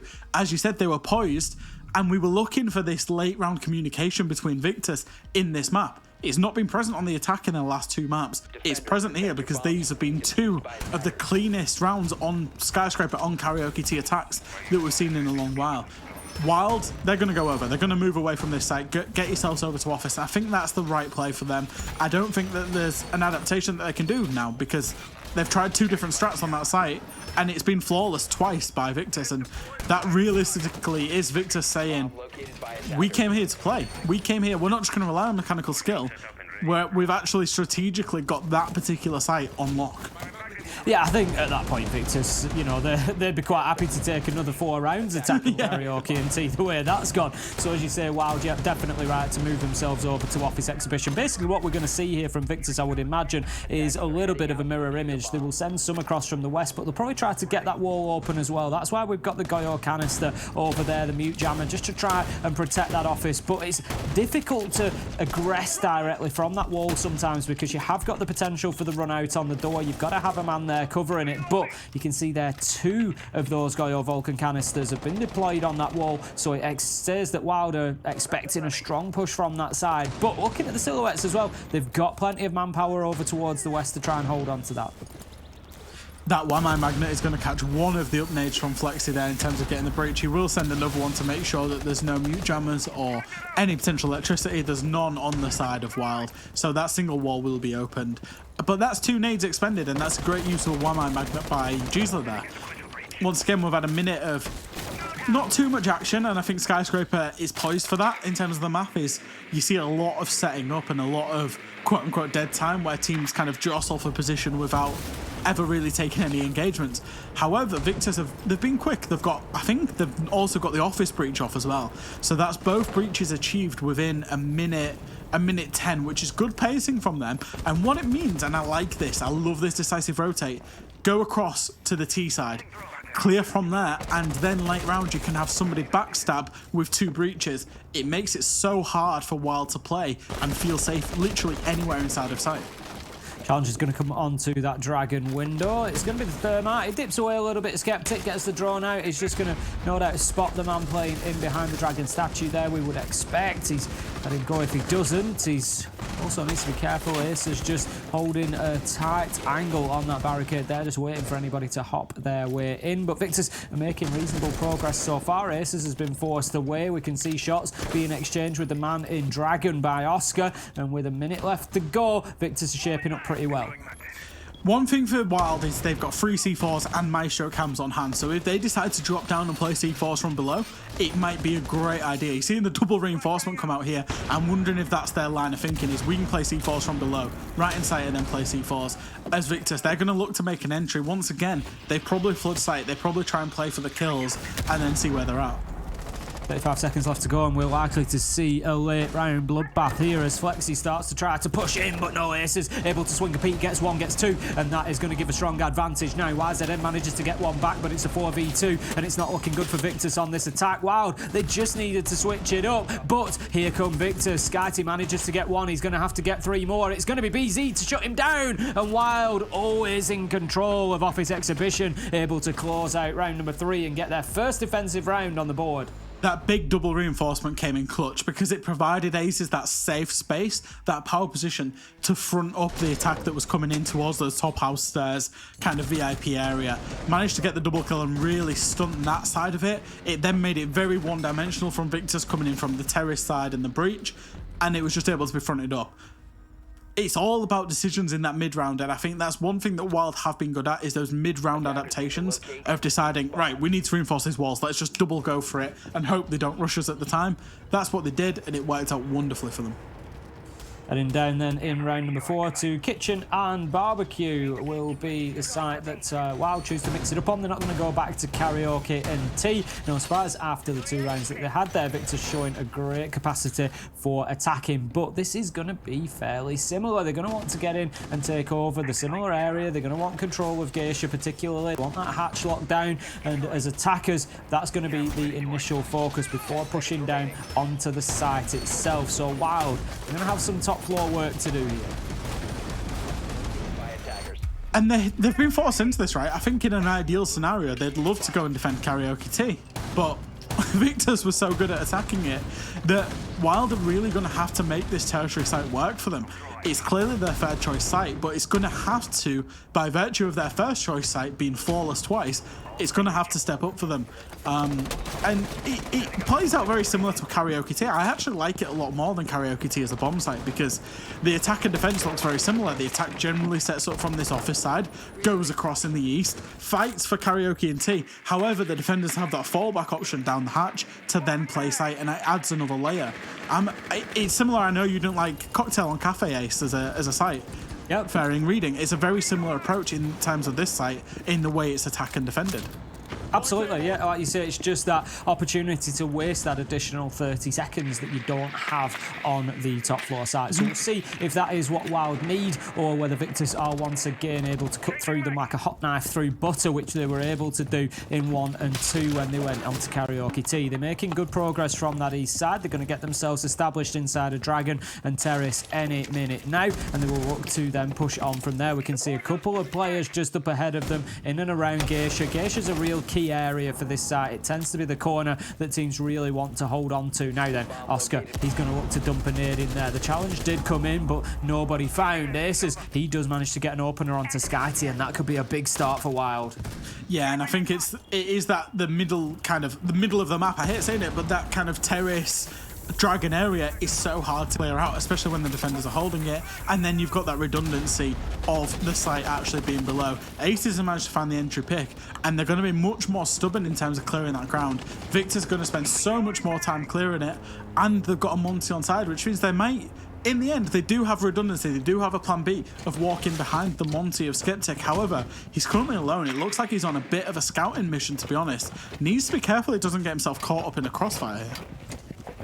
Skeptic pushing in on the Monty. Like you say, trying to bully, just needs to be a little bit cautious. He's got everybody ahead of him at the minute, so he should be fine. Flexi just pinging out the location of the man there. So the nade could bounce in here, and the push comes at the wrong time. Oscar manages to get the kill onto Jay. The Mozzie is still out. No, sorry, it wasn't the Mozzie, it was the Legion, was just out and away. But Victus managing to get themselves a couple of kills. Diffuser going down by the Monty here, but 2v2 as Aces, he starts to fight back. Giesler it is who gets the kill though, and they are looking now to retake site, and this is not going to be easy. With that successful plant, Skeptic is going to be able to play in behind that big shield, and they're going to have to try and double team him, but they need to make sure they get the kill onto Oscar first, who has gone straight out of the window. Knows exactly what he's doing. They try to make the challenge, but he's on the upside down rappel, and this is going to be very difficult for WYLDE to close out from here. Yeah, there's no way to long arm it. Skeptic can just feed all the information he wants. He's going to have two players looking at him, but he can waste so much time if you think about it. The rappel will have just been heard though by WYLDE,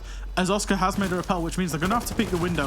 One player is defusing, and Aces will hit an insane shot onto the upside down rappel, who just kills Oscar, and therefore a massive retake. I don't know why Oscar got himself off the rappel there. I think he was in two minds about playing it vertically or not, and if I remember rightly, I don't think Geisha was breached, and there was a potential Aruni gate on the window, which meant that Oscar, because ideally as Sledge you then go and play it from above because they can't retake it, right? But he couldn't, because I think he was about 10 HP in the end. I want to see the replay for this. And I think he got caught up in two minds, and therefore then had to get on the rappel, which gave away a sound cue of exactly where he was, because I don't think WYLDE knew where he was. They quick peeked the door, they didn't see him on the rappel, they didn't play for him, they went and played for the Monty, which in a 2v2 you wouldn't normally do. You'd play for the player with the gun up because he's the most threat. And I think Oscar's gone to try and play vertically on that, messed it up, realised he can't actually get himself into Geisha, got back on the rappel and gave away where he was. And ultimately it's that very small play that's then lost the round for Victus. WYLDE then able to fight their way back into things here. It was a beautiful peek from Aces to hit the angle onto the upside down rappel of the balcony. So they managed to lock it down in a surprising outcome there. We thought once that diffuser was down it should be round done, but no, Victus unable to hold on to it, and as we expected the defenders to maybe come out on top of the half, WYLDE are certainly looking like they are more capable of doing so. But this is the big question mark, Fresh. This is the big asterisk against that point for us. The big question to be asked: can they hold on to Karaoke and T? We saw them struggle massively in round 1 and 2. Victus able to put up very solid attacks, but this time maybe WYLDE have got a little bit of momentum ahead of them and they can do things a little bit differently. They might be on plan C of, if all else fails, just run at them. And it sounds like a bit of a troll, but genuinely they've got the players to do it, particularly Aces, particularly Corey, but you know, we've seen Jay have some massive rounds, Giesler's had some massive rounds as well. So I'm wondering if the answer for WYLDE here is, strategically we've been beat twice, however, this is an FPS game, it's not just a strategy game. We can win this on gunfights alone, as we see some little semblance of aggression coming out by Giesler there, wondering if he's going to run out and peek onto Terrace, doesn't in the end, and I'm wondering if that's the approach for WYLDE, is just play aggression.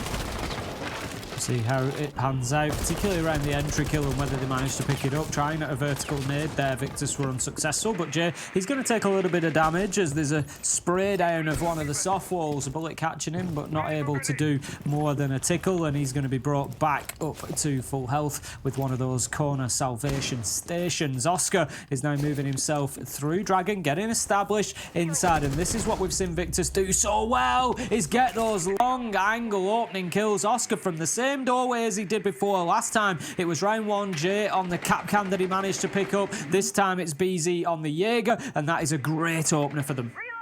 I'm wondering why they're not playing Dragon more aggressively with a shield to not allow... Oscar's been devastating from that position twice. That's the third time in free Karaoke T attacks he's been allowed to be devastating from that position on the top of the Dragon. It will be bandit tricked. I love this adaptation of going for a mute and a bandit, because Victus, they've just been aware we've played against a mute twice on this site. They didn't bring a bandit. We don't need to drone that. Let's just get rid of the jammer, breach the wall. However, the adaptation, Giesler's on the bandit, closed up the wall. Geisha will be in full control of Wild, which will be massive coming into this final 35 seconds. That could be the big difference that they needed all along. Skyty, Oscar got themselves in position. They're just waiting for that go signal, and it's going to have to be a flood onto site. There it goes, pushing in, missing shots, but getting away with it. Skyty finds the kill onto Corey, but Aces takes him down in a direct trade. 4v3, Victor's still in control here, but 17 seconds, that 6th man is ticking away, and the clock could be the saving grace for Wild. Kills come in, Aces onto Oscar, Aces onto YZN. Skeptic manages to get the trade. Flexi brings it back to a 2v1. Diffuser's going down, but can Skeptic hold on to this? It's Flexi on the cover. It's Jay that's going to challenge. Flexi finds his man, and that's Victus winning karaoke tea again for a 3rd time. Really, really composed in those attacks. It's so clean. Like, the attack didn't go to plan, but the fact that they managed to be decisive, and that's one thing that Victus have been, decisive on all of these attacks, knowing what they want to do. And ultimately that first kill from Oscar proved pivotal because it came down to a 2v1 and it came down to a guns up scenario. Strategically, I think Wild won that with that great adaptation onto Bandit, but then mechanically they lost it because they gave away a couple of picks that they really shouldn't have. Round number 6, then we will see ourselves heading into office for the final defence from Wild. They're going to be hoping to tie this up at 3-3 as we expected, maybe a little bit of an advantage for the defenders. So a 4-2 half for Victus is going to be a perfect start for them. Getting themselves onto the defence, they may then be able to stretch forward. Remember, this is our upper bracket final. It's a best of 3. We are 1 map each, with Victus taking Kafe, Wild taking Oregon so far. So the winner of this will move through to that ultimate grand final in 2 days' time. So it is all to play for, and Victus, they are going to be desperate to get round 6 done here, get this as a successful attack and continue pushing forward. But even if they don't, Wild, it just feels like they might be on the back foot coming into that second half. Yeah, we've got a clash coming out, and I don't know if you remember, Ace, but I think one of the first times we ever saw Skyscraper was we saw a clash on this particular site. It was coined by an APAC North team. I want to say it was Sandbox. Yeah. Out onto the balcony. I don't think actually that's the play for Wild here. I just saw the clash in the Aegir and I immediately assumed. But the point still stands. I love clash on this site because you can get so oppressive onto these breaches and control them. If you think about how Victus played this last time, they played for the breaches first, then they rotated across to the west side and came in with a kind of split push. However, you can now just leave a clash looking at one of the pushes, fronting up one of the pushes, and it allows players to then look at the split side of it. I really like this adaptation from Wild. Just going to have the vertical nades there, clearing off any utility behind the wall, allowing the exothermic charge to go off. An interesting one to watch out for is going to be Skyty as well on the glass. We mentioned the clash on the other side, but that's another operator that we don't see too much of. There are 2 smoke canisters in the pocket of the thermite, so there is the potential for deploying those and playing the glass in behind them, but it's going to take a little bit of teamwork, a little bit of coordination, and right now Victus, they're posturing to get themselves established on that balcony. They've got the holes open that they need. YZN has done that work with the Selma chargers, so that's going to be the access into sight. But Victus, your next job, you can't avoid it any longer. You got to find some kills. Yeah, it's not necessarily a bad play to go to a direct take from Victus's point of view. It keeps it very simple and very manageable. You get one guy in underneath, you get the breaches, and then you look for a plant. YZN, he's found that first kill onto the Frost. Jay getting a little bit too aggressive, getting a little bit too claustrophobic inside the site, takes a peek and punished with his life. As we see, a clone does go in, find some more information.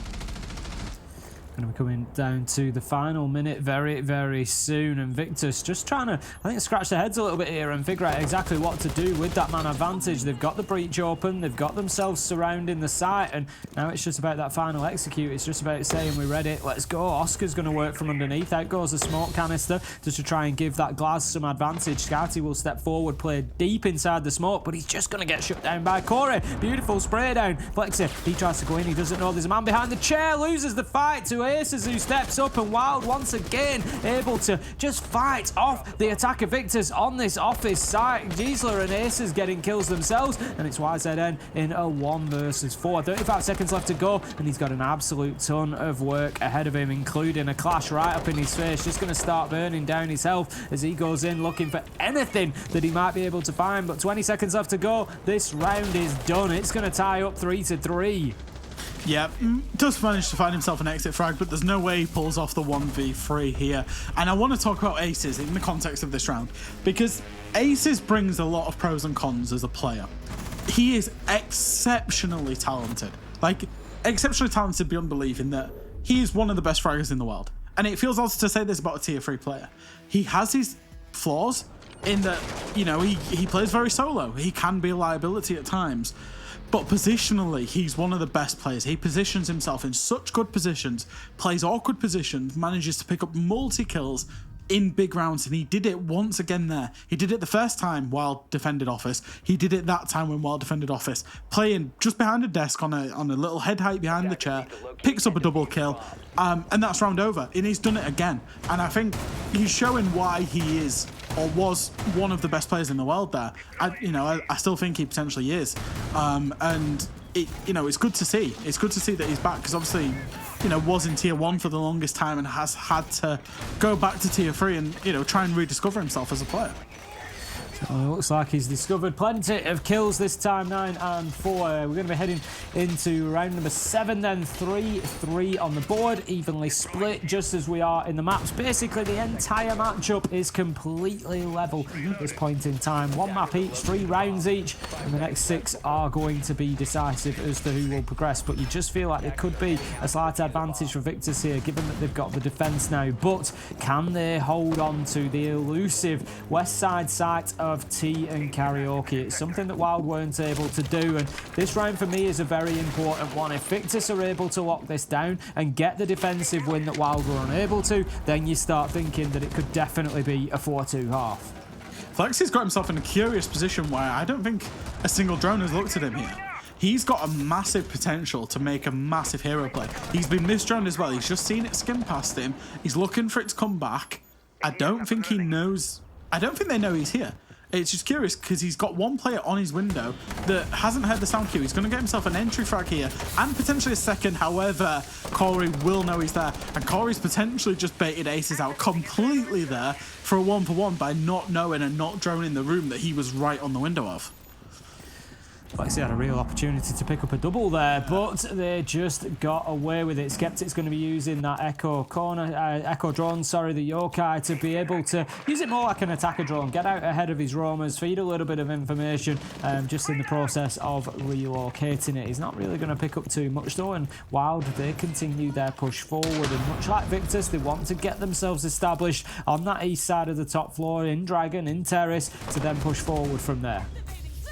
Corey's managed to pick himself up a kill up that vertical that he made from the nade hole, so I think good awareness of the kind of high traffic routes that defenders might try and take. He's managed to get himself a kill from that as well. And while they've got themselves established below, they're not going for that conventional east side take that we saw Victus go for. The Ossa set itself up at the top of Black Stairs with that shield, which means rotating now for Victus is going to be super hard. So if WYLDE can get themselves up the Black Stairs through the rotate and into Karaoke, this round is all but done given the position of the Ossa.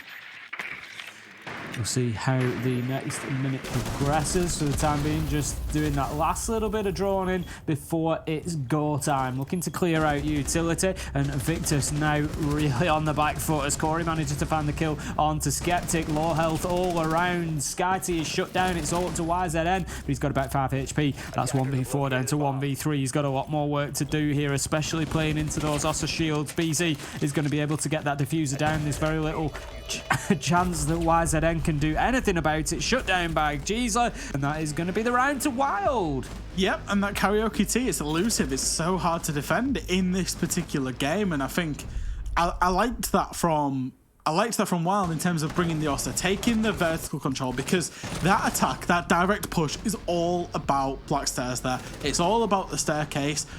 Getting the Ossa shield in there, controlling the split between sites. Obviously, the sites are split by a very long corridor. If you can control that particular line of sight, you can isolate one of the sides, usually Karaoke, get the plant down, and that's exactly what WYLDE did. These teams have different ideas on how they want to play this particular map, but both teams so far are attacking, especially that Karaoke T site, exceptionally. I think it's all of the attack wins in this. Victus, their 3 attack wins came from that site, and WYLDE's 1 attack win has come from that site as well.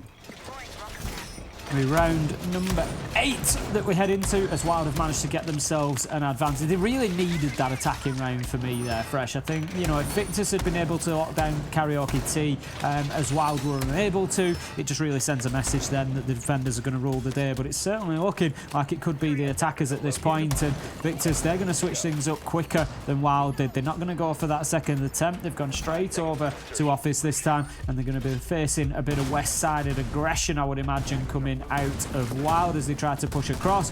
WYLDE, we've got plenty of nades on side. No, just 2 actually. That's a little bit. I thought. I thought. I don't know who I thought I saw on there. But a lot of flashes, a little bit of smoke. So a real mixed bag of utility. I think it's so. You know, obviously the Ying is the focus there. Going to be using the Roteros to clear out a bit of utility, and then maybe a little bit of a smoking Candela plant. Yeah, that's what I'm kind of wondering as well. Are we going to go fast? Obviously, we don't normally see an Ashe as well. We would normally see an Ayana or a Sophia instead.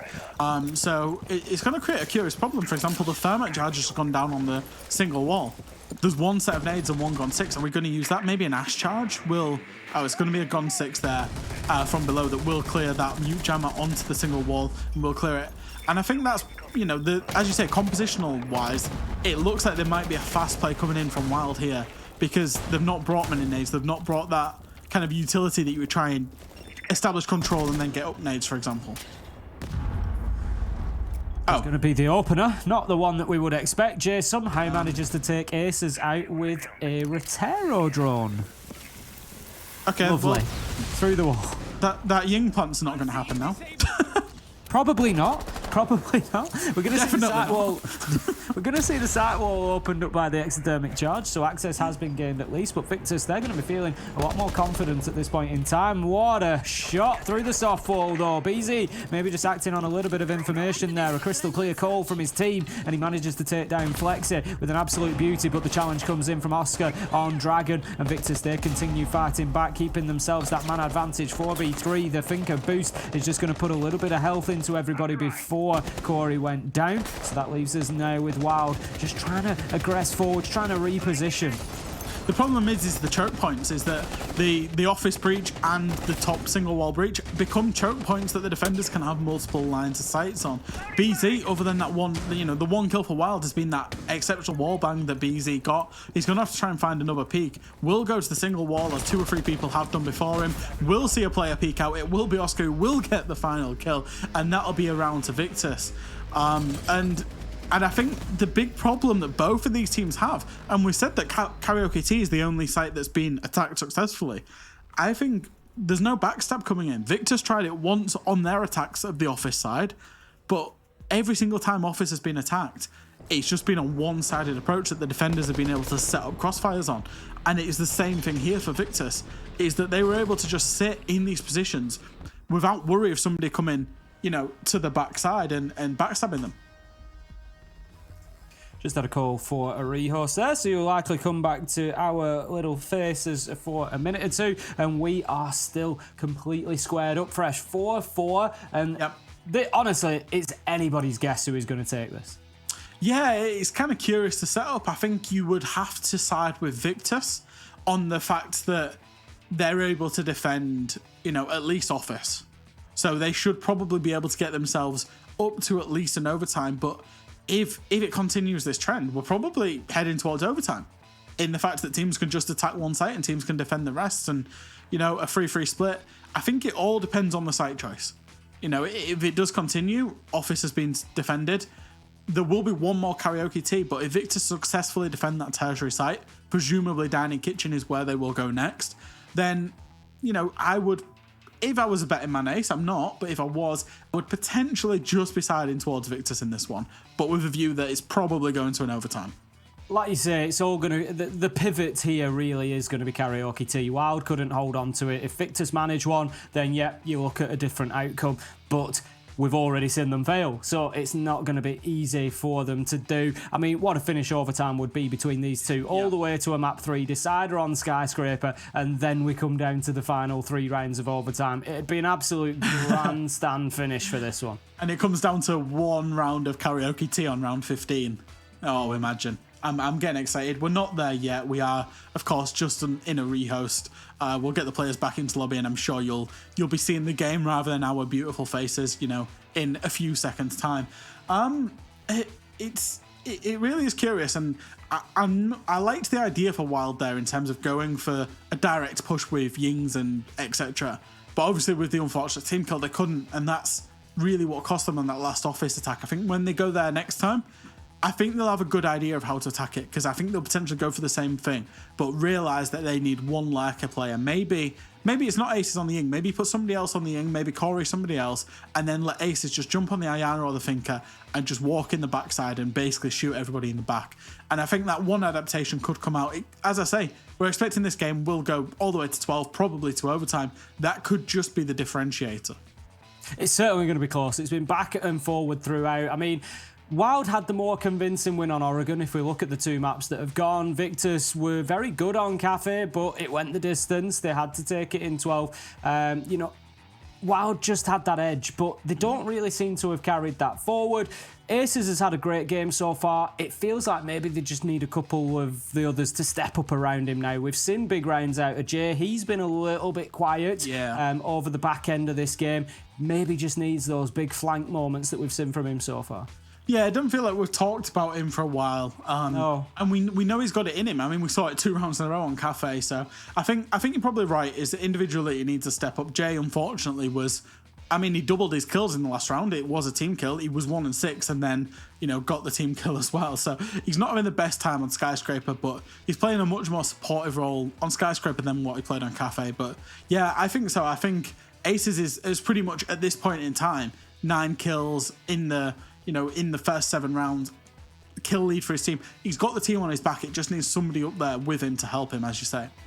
It sort of feels the same for both sides. It's just the opportunity is there for somebody to step up, somebody who's maybe been a little bit quiet so far and just be the difference maker. Just come out with a big 3k round when you maybe not expecting to win a particular site and just push it over the line for your team and just get them that little bit of breathing space, because that's all that one of these teams needs. Is they just need that 2-round lead. It's 4-4 at the minute. If somebody comes in now and gets to 6-4, then maybe the others crumble and they can't quite fight back into it. So it's just begging for one of those big flashpoint moments.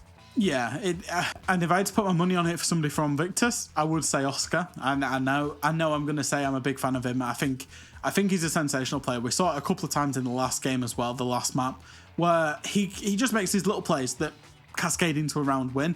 And he's the one who can step up and just have that intuition to be the guy that steps up on the side of Victus. And as you say, if we're looking over towards WYLDE, I'm looking really for Jay to step up on this poor performance so far. But that's been said, we've finished fill-in. The rehost has been done. We're going into round 9. We're going into, and interestingly, Ace, we're not going into the tertiary side for Victus. They think that they can win Karaoke T this time.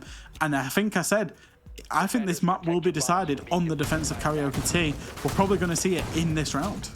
This could be a big gamble for them because, as you say, the only other option they've got besides this one is one of those tertiary choice sites. So if they lose Karaoke T here, they're then faced with a difficult choice of, do we go there again or do we take a third choice site in a must-win round?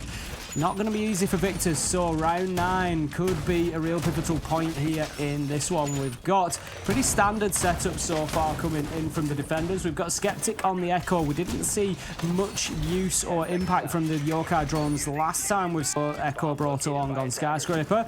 Will we have a bigger impact this time? We haven't seen any opportunity for them to stop a plant or anything else. They've been used in a little bit more of an aggressive fashion. Yeah, and it's kind of hard because we're seeing the Ossa on side again, and I think to win this attack, you've really got to fight the Ossa. You've really got to fight this downstairs control. You've really got to fight for black stairs. And I mentioned Victus, their mid-round adaptation hasn't been the best, but their between rounds adaptation, when they've already seen an attack, has been good. So I would expect them to put a little bit more fight in for this staircase, for this below area, and for the top black stairs. Corey's gone to the same window again, tried the same nade again. Ace is on the same window again. He's probably going to jump in the same window again, making sure to fully drone the bathroom this time. So we've got the same attack coming in again. So WYLDE are going to present the same problem, and it's how do Victus deal with that problem?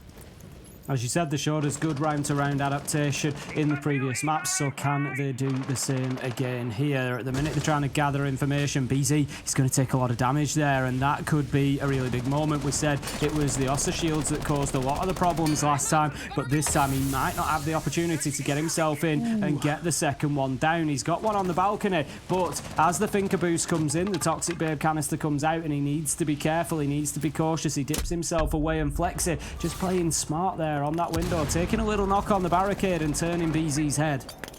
This is a big battle between who dies first, Oscar or BC. Whoever dies first probably loses the round 13, so Oscar's got to try and keep himself alive.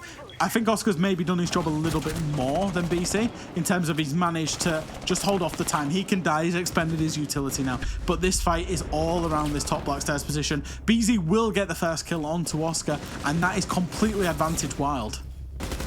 That is a strong start for them as Aces manages to pop up the stairs, and it's not looking good for Victus right now. 1 minute 10 left to go. A long time for them to hold on in what is now a 5 versus 3, and WYLDE are just starting to run all over them at the minute. They are like ants just crawling all over site. Aces just looking for that long angle now. He's got himself established. BZ could potentially follow in here and think about getting a plant down inside of Karaoke. The cover is in place, but he's going to be downed as he tries to do that. Skeptic manages to get the kill, but not before Jay finds YZN. 4v2 now, and it is going to come down to these final 35 seconds. Diffuser has been recovered by Aces. He's stood inside of Karaoke, and there is an opportunity, but Skeptic, once again, he finds another, but Aces manages to get Skeptic. It's 1v2 here, and he's going to have to get at least one of these kills. He doesn't want an opportunity for Aces to plant, but it's not going to be a plant, it's going to be a kill. As he peeks around the bomb chassis, finds his man, and shuts down the round for WYLDE, and that could be a big advantage in this map.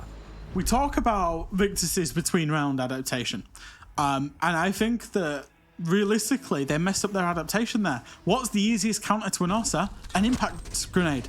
They even had an Echo on the board with a shield that was rendered useless in the last time they defended this. Even if the Echo has to be the one to bring the impacts, even if you don't want to change your whole defensive composition, just change that one little bit of utility. Gets rid of that one Ossa shield, gets rid of that power position for the attackers, and therefore you can then play as you were. Makes it so much harder for the attackers to play around that top staircase. Oh, it comes down to such small margins in Siege, but that's all it was. And I think, I've praised Victus's adaptation in between rounds a lot, but I've got to criticise it there because they didn't adapt particularly to the Ossa as well as they should have. It was a very similar story on Oregon where they didn't adapt well to the Blitz. Coming into an important round here for Victus. They go down to Kitchen. And for me, Fresh, this is a must-win round. They have to hold on to this tertiary. They've got to bring it back to 5-5. They don't want to be facing 6-4 again. They suffered on Oregon when they had 2 map points to go up against. They weren't able to get the job done. WYLDE won the map. You just feel if WYLDE get this one, they take it over the line. Victus have an opportunity to go back to office, which would, let's arguably say they win it, takes them to 6-5, but they then have to either defend Karaoke T, which we've seen the problems there, or they'd have to come back to this tertiary site, which they had lost. So for me, this one is absolutely essential. Jay's going to get things going as he sends in the Rotero to take out the castle barricade, and he's just looking to soften up sight. Yeah, and he's using the floor as well. I think Victus obviously clearly don't like playing against the Flores. They're clearly not that great at playing against it. That's why they banned it out the previous 2 maps. But obviously, Thatcher, Maverick, they're more prevalent on this particular map. Flores is allowed through. And I think you see there just how much success Jay was having. Getting the Flores Roteros in, getting rid of utility without really any kind of counter or thought from Victus about dealing with these. He's been able to he's set 3 off now. 4 will come from exactly the same place. He's actually going to hop it out the window and back towards upper one, I think. Get rid of another castle barricade. All 4 Flores drones used to deny utility from Jay. As much as he's not been great in terms of kills in this particular map, that's really great utility work from him. Doing some serious work with the Roteros then before getting inside of the map and looking to start the push towards the site. Oscar still up on the top floor as the Frost, going to be roaming around quite freely up there, and that's something that WYLDE need to be aware of, is that vertical presence from Victus here. They haven't got themselves established upstairs just yet, but Corey, he's going to establish himself all over Skyty with a nice headshot there to bring us to a 5v4, and that is not the start that Victus wanted here. The Valkyrie's gone down. I often say it's only half a kill because She's got a great knowledge of where those black eye cams are. She's going to be straight on. You can see the logo there showing that she is feeding that information back into her team, and without being alive, she's got nothing else to do. So Skyte, plenty of work feeding in those intel calls. But Victus, they are on the back foot here in round number 10. And positionally, they're not great either in terms of they've got a player playing in sight, but they're mainly outside of sight. They don't have verticality above sight. They're not in close proximity to sight. If Jay establishes himself here in this kind of kitchen area, he can cut all of the rotates back to sight, does manage to find himself a pick, and can cut rotates from his position now, which means the plant can come in. Crucially, Gisela's on the IQ as well, which means those Valkyrie cameras will be spotted out, will be killed, and eventually, WYLDE are just going to be able to walk into sight for free here and able to play their numbers advantage. Oscar with a little bit of trigger discipline there, just holding off, but had to take his chance to take Aces down. But as you say, he's always going to be fighting back into them now. Skeptic shut down inside his sight. 4v1, Jay closes it out, and WYLDE, they managed to win round 10. And as I said, it just felt like that one was possibly pivotal. 6-4 now. They've got series points in front of them. And where do Victus go? They have office available, so they will probably look at that round being theirs. That brings us to 6-5, but the big question is going to come in round 12 more than likely. Where can they hold on to? Because right now, it doesn't look like Karaoke Tea or Kitchen Barbecue is the place for them. If I'm Victus, that's what I'm doing. I'm going to go play Exhibition Office. I'm going to do the same defense, try and get that round over the line, and then really think about your adaptation to probably, and I'm going to say probably, go back to Karaoke Tea, because I think they were much closer to defending Karaoke Tea than they were Dining Kitchen.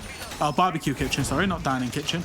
And I think maybe, you know, they will have ideas of impact grenades, of clash, of adaptations to deal with that auto shield top black stairs, and I think that's going to be their best bet to try and get themselves to overtime, because, you know, realistically, as you say, that round was key in terms of if they could have won Barbecue Kitchen, I keep calling it Dining Kitchen, Barbecue Kitchen, if they could have won it, they would be 5-5 with Exhibition Office to go, got themselves to overtime minimum. Now they're scrambling for overtime minimum, and it's WYLDE who are in the ascendancy. We head into the action phase of what could be the last round between these two teams. Let's not forget Victus and WYLDE have already, I would say, to a degree, overperformed. They've beaten Heroic, they've beaten Rogue. We didn't expect this to be our upper bracket final. We would have thought one of the EUL teams at least would have made their way through to this point, but no, both of these had fantastic wins and earned their place. Right now, there's only one of them that are going to proceed. The other will drop down to the lower bracket, and it could be Victus here and now if they can't hold on to Office. They have already won this site, so they're going to be reasonably confident. I think it's the one site that defensive teams so far have been able to consistently hold on to. Going to have the utility taken off the reception wall. That's going to allow a hard breacher to get in there and open that up, force the player out from behind the desk. But to be honest, we've seen quite a few times, Fresh, where that wall has been opened up, but the player inside has either just gone back to Dragon or played on desk still and been able to get the kills.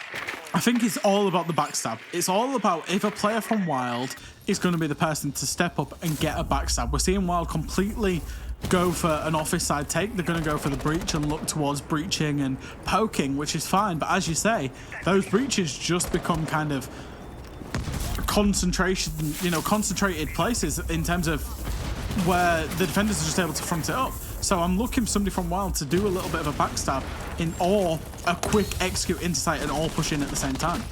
Ace is just trying to force a little bit of movement inside, and he manages to do exactly that and then takes Flexi down. They don't know that he's in there. He's got a freebie from behind the bar. Jay manages to get Oscar, and it's falling apart. There's going to be no successful defense. In fact, it's flawless. And what a finish for WYLDE. They come in with style, take down Exhibition and Office in rapid fashion, win the map 7-4, and go on to take the series 2-1.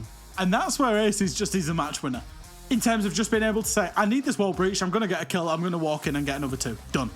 And I feel so bad for Victus, but congratulations to WYLDE. You know, they're into the grand final of this event, and they'll be more than happy with that. It took them, you know, a bit of a slog. They really were tried and tested by Victus, but ultimately came out on top. And I think the one differentiating factor in the last 2 maps was that experience of Aces, that experience of Corey. Just being able to drag their team through, especially Aces on Skyscraper, just getting big multi-kill rounds one after the other. It felt for me through WYLDE have had their moments, particularly on Oregon, but Victus sort of felt like the team that often took charge of things, you know, were the ones that were driving the game forward. But WYLDE showing great resilience to hold on. Yeah, I think they did, and that's the thing, is the momentum based. It comes into it in terms of the momentum of the game. WYLDE were the team that had the win most recently. They managed to get themselves through. And then that was that. Aces popped up on Skyscraper. They created a plan. They took a trigger point, and that was that. Well, we've got some highlights coming back in from that Skyscraper map, and we'll be able to hand you across to our desk, who'll be breaking not just the map, but the series down and seeing exactly how WYLDE went on for the win. Ace and Fresh. Fantastic casting as always. Thank you so much. And man, what a match to start with. 3-mapper WYLDE pulling off the W and Skyscraper's debut at this tournament, Jacob. So what were your thoughts seeing them deck it out on Skyscraper? I was curious about how both teams would react to what I don't think is a map either one of them have had to play in actual competition before. And the problem is just finding a way sometimes into the building, which is something that, especially when you're playing on exhibition, takes a little while to get into. That was something Victus, it felt like when they had an attack strategy, it didn't go nearly as far as it needed to, which is why we ended up at a deadlocked 3-3 half. And then we switch over, Victus gets one round defense, and WYLDE just kind of runs roughshod. It doesn't take long for them to corral a lot of the defenders, understand where they need to pick these isolated 1v1s, and it doesn't take a lot of time for them to really pick clean the entire defensive strategy of Victus. So the fact that they let Skyscraper get all the way deep into the pool is something that's definitely going to come back to bite them as far as this tournament is concerned. Sorry, I was just adjusting. You know, Beep Boop brought us in, and then I had to straighten myself out there. Anyway, moving Gravity doesn't on. affect us. We're fine. I know. Jacob and Jess are just like, we'll continue talking as Jockey is silly as usual. But anyways, I do want to talk about Victus a little bit, Jess. They did have a strong first half, and you actually liked what you saw from them on attack, but it obviously just wasn't enough. They fell a little bit short there.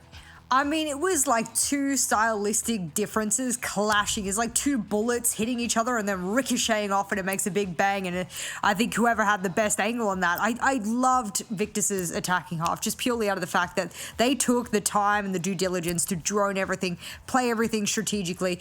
It's like the sweatiest of like strategies that Victus could throw, and then conversely on the other side, WYLDE was like, we peek you from behind a shield, we do this, we do that. And it was just two completely different play styles of like, we're playing super sweaty and we're just seeing if we can hit heads. I mean, that last round with Aces, round 4 with the Monty and the post plan in kitchen, he's repelled upside down. He has the perfect post plan. Aces quick peeks him, he's dead.